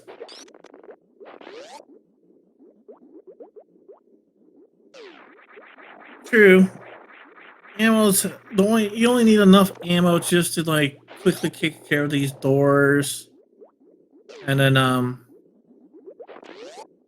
Mother Brain 1. And that's plenty at 15 supers is plenty of ammo. Assuming you don't get trolled by when doing this episode.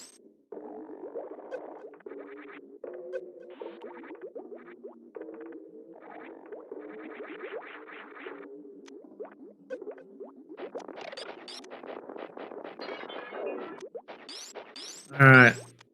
Farflu has broken the glass on Mother Brain. Birchingham is facing off against Mega One.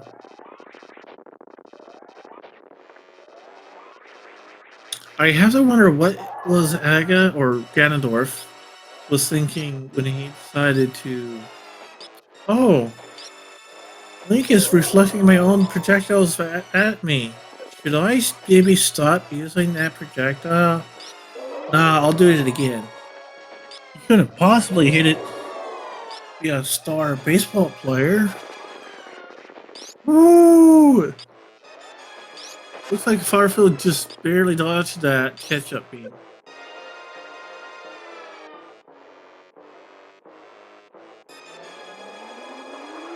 Alright, Farfield has completed Murder Brain 2. Is now just waiting for the cutscene to do its thing. Meanwhile, Birmingham is now facing off against Ganondorf. Although instead of doing the magic cape cheese, they're doing hookshot cheese, which is probably not cheese considering it takes some skill to time that vulnerability frames.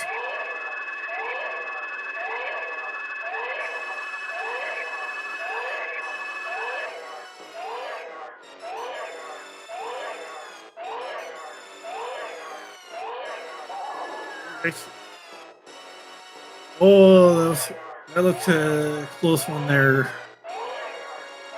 For Bressingham. Looked like they were knocked to the edge, and like right when Gannon did his final stomp, but thankfully Bressingham was able to get away from the falling tiles and return to solid ground.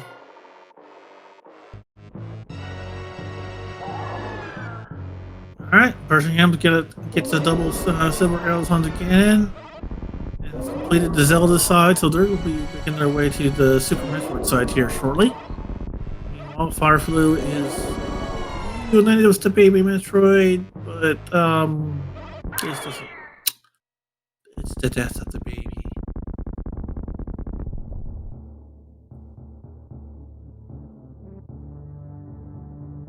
There's that Samus theme.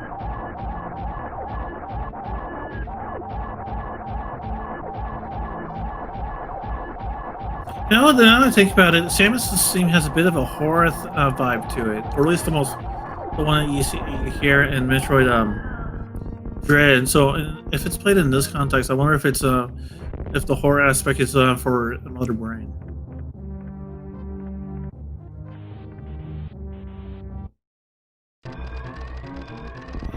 Either way, time for the escape. Nice mock speedball by Bressingham.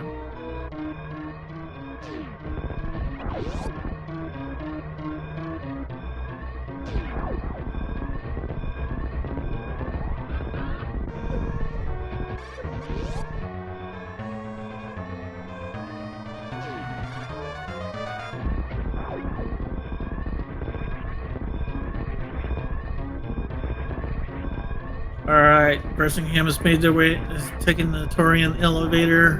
Farflu is almost to the line of the escape.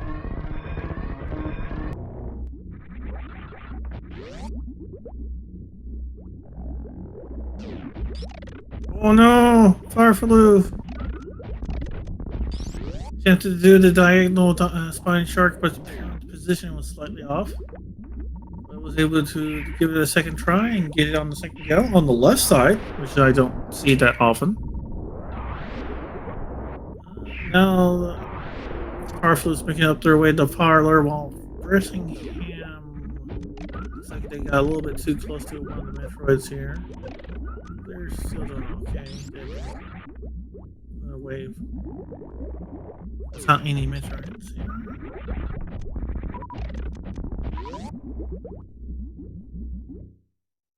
Alright, Farflu has made their escape and completed their run with an official time of 1 hour, 58 minutes, and 50 seconds. A nice sub 2 hour run. I have no idea how that compares. Which seems to be. I'm not sure if that's how. So that's a fairly good run. I'm not sure if we'll hear. If Farflu will give his reflection on the scene here. I suppose we'll find out in a little bit. Meanwhile, we see Birmingham doing their baby skip. Also doing the old traditional counterclockwise. And that looks like a very nice, clean baby skip from Birmingham.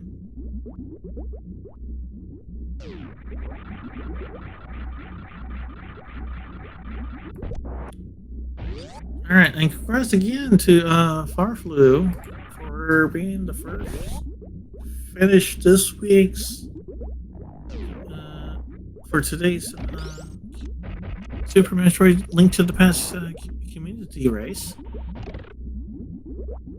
Let's see if Birmingham gets second place or not. Oh, they're doing the spring ball sub skip. A little bit easier to perform than the standard. Oh, and I see we're joined by Farflu. Welcome to the channel. Hi, thanks. Hey, Congratulations. fun All Dungeon Seed. What's that? That was a fun All Dungeon Seed.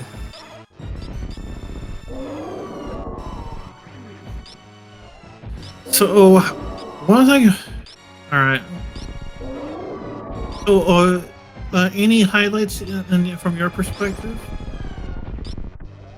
Well, I think my execution was not on point. Well, clearly at the end, it was a poor Torian and escape. There, I had no excuse, but in the early game, it was very rough to even with the 25-minute study. I have to admit that after the 25 minutes, I was not very far in my route. I was only still at Crade without gloves, and I was still missing a lot of stuff. So while playing, I was still trying to route things and trying to figure out this, because I tried to avoid the Aghanim, and I could not avoid the pedestal seed, but there was clearly no way to dodge the Aghanim. So I think I lost a lot of time routing, so it was harder to play while reading the spoiler. Did you kind of like route it on the go, or did you, as you're reading the spoiler, you were just kind of making like a tentative routing plan?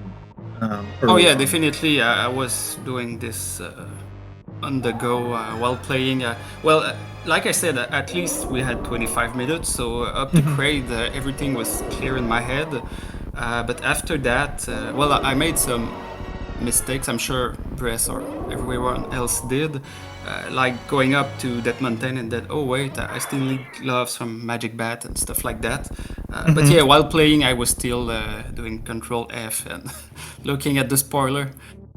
Yeah, I remember saying. I remember when you suddenly had like, wait a minute, I need to go get the glove.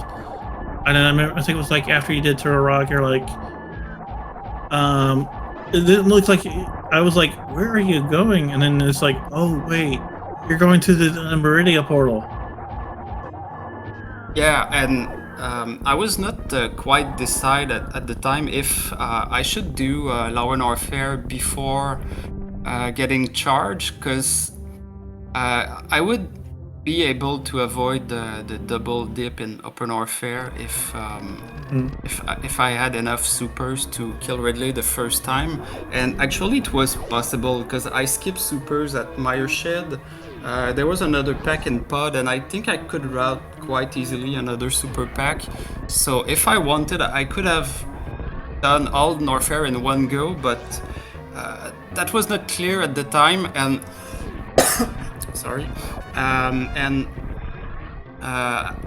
After thinking about it more, it made more sense to go get Charge and Plasma, because with only Varia in Lower Norfair, it would be too dangerous and probably slower. Yeah, so, I know Birmingham elected to go for the ammo route, but they had 30 supers and 45 missiles, so they had plenty of ammo. And they actually took a detour to grab Screw Attack to help with the okay, so the entry and exit Norfair in a single dip, I guess. I believe so, yeah. Okay. He did it. He did it a lot earlier.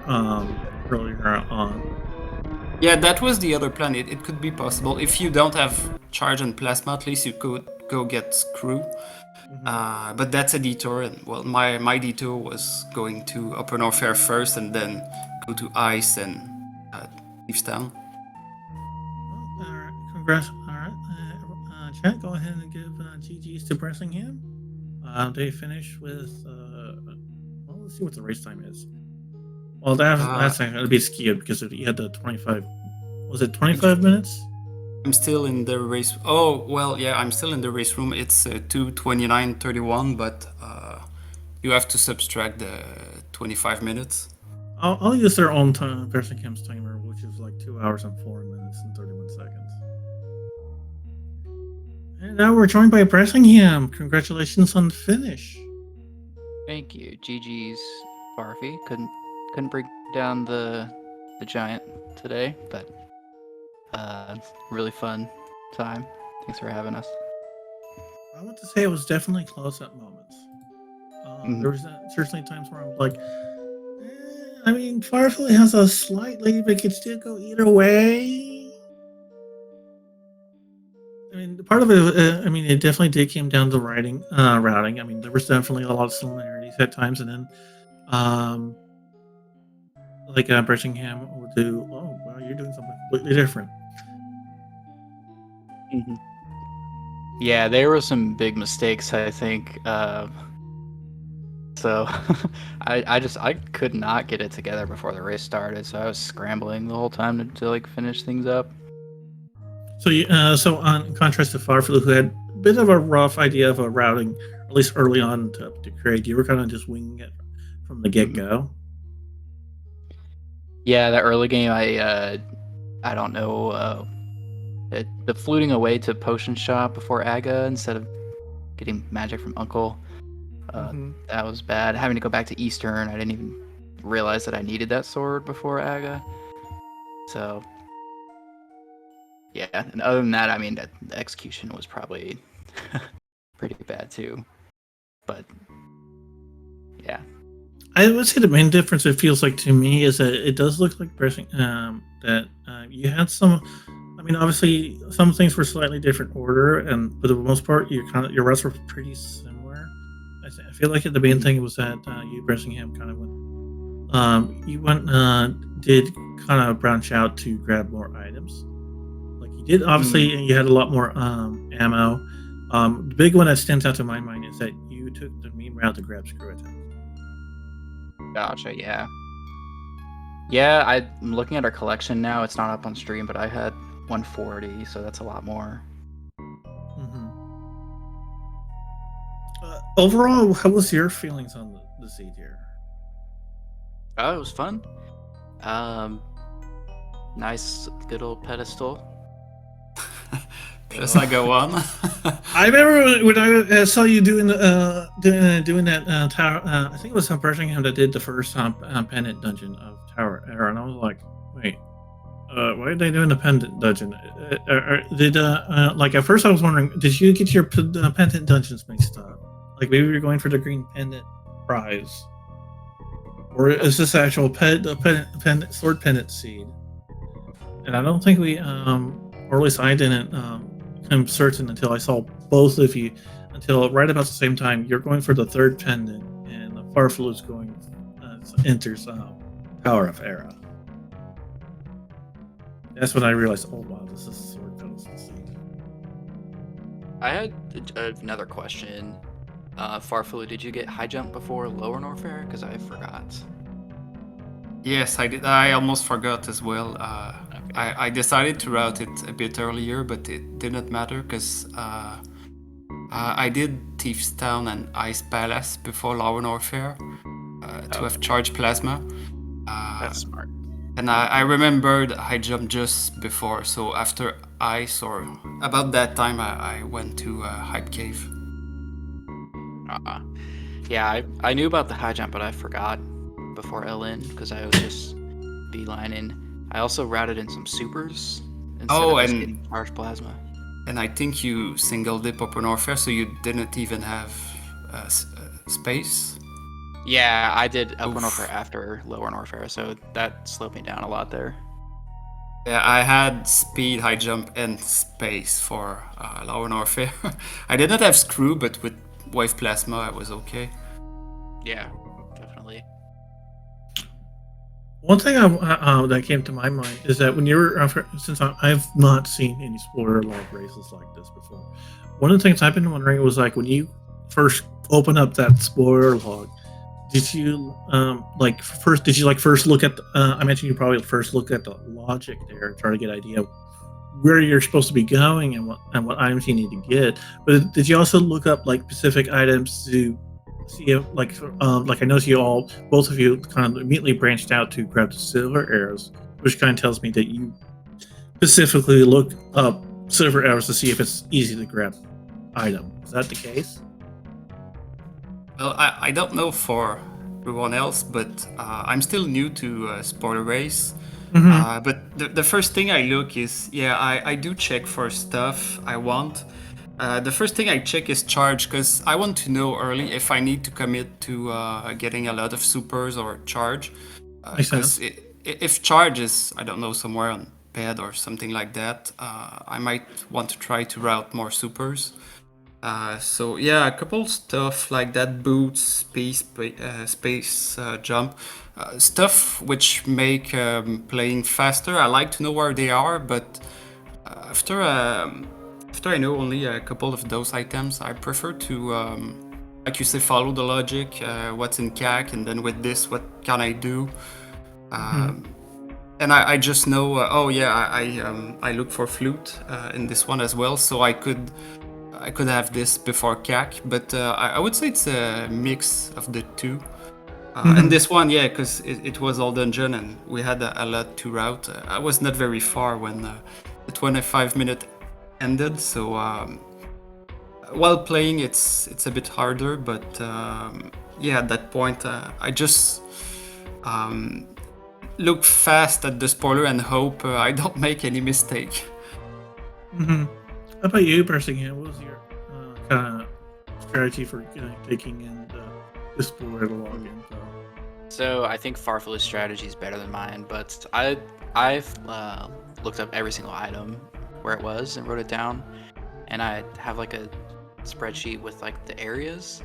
So I was like, this is what's in Brinstar, and this is what's in Wrecked Ship, and I think it may be better to just follow the logic because it's easier to like figure out a route if you just look at that rather than just looking at where every single item is. I will say that one potential advantage of your strat, Burstingham, is that your strat will probably been a lot easier to find more of those quality of life items. Like if say Farfelu decided realized charge is going to be really late or whatnot, then you could your strat probably be a lot better to route in where all the supers are, route in where the extra E tanks you might need if, like, say, if this was a hard logic and you need to do a hell run. That's something that comes to mind. Well, honestly, the way I did it, it didn't help with that because I was just control effing in the document, like where's all the items. So I missed all the supers and E tanks. So I was actually kind of scrambling to figure out any supers that were on path because I just skimmed over it all. Is it so? It does sound like that. The one advantage to Farflu's method of reading the spoiler logs that it kind of gave him a skeleton of our routing to work with, whereas you're just like, I have all this info now. I need the time to interpret it and figure out how I'm going to route it. Yeah, I definitely think Farflu's way is better. You really want that skeleton as soon as you can. So I think you're thinking the next race you'll probably just like see what the spoiler logic log is and develop like that skeleton, and then as he just mentioned, or as I suggested before, is like find a few quality life items, or in case of like charge, see if you need to get more or less ammo. Yeah, I think Farflu's got it, so I'm gonna copy him next time. That's the plan. How about you, Farflu? Do you think you'll kind of just like do the same strat again, maybe just refine it a little bit more? Yeah, I'll go for the same because I think we had seed maybe harder to route than the average, so I think if I do the same next time, there's a good chance my route will be done within the 25 minutes, or maybe not 100% done, but I will have a better idea because I think this seed particularly was a bit harder. So no, I don't think I need to change anything with that. Okay. It'll be interesting to see how things develop. Hopefully, I'll be able to catch the next spoiler log races. I have no other questions. Unless chat does, I believe we can wrap this things up. So I'll just leave it to you to final remarks, and we'll get this show on the road. Thank you so much for doing commentary. Appreciate it. It's really nice to be on a restream. So I'll be watching this back. Thanks. Yep. And Tracker, whoever's. Yeah, thanks. Same. Thanks for the restream, and we'll see you next week. All right, everyone. Thank you. That's our weekly community speed gaming Super Metroid link to the past community randomizer race here. Do definitely consider giving our runners here a follow, a shout out. I have been your community user Ria, and I should definitely mention our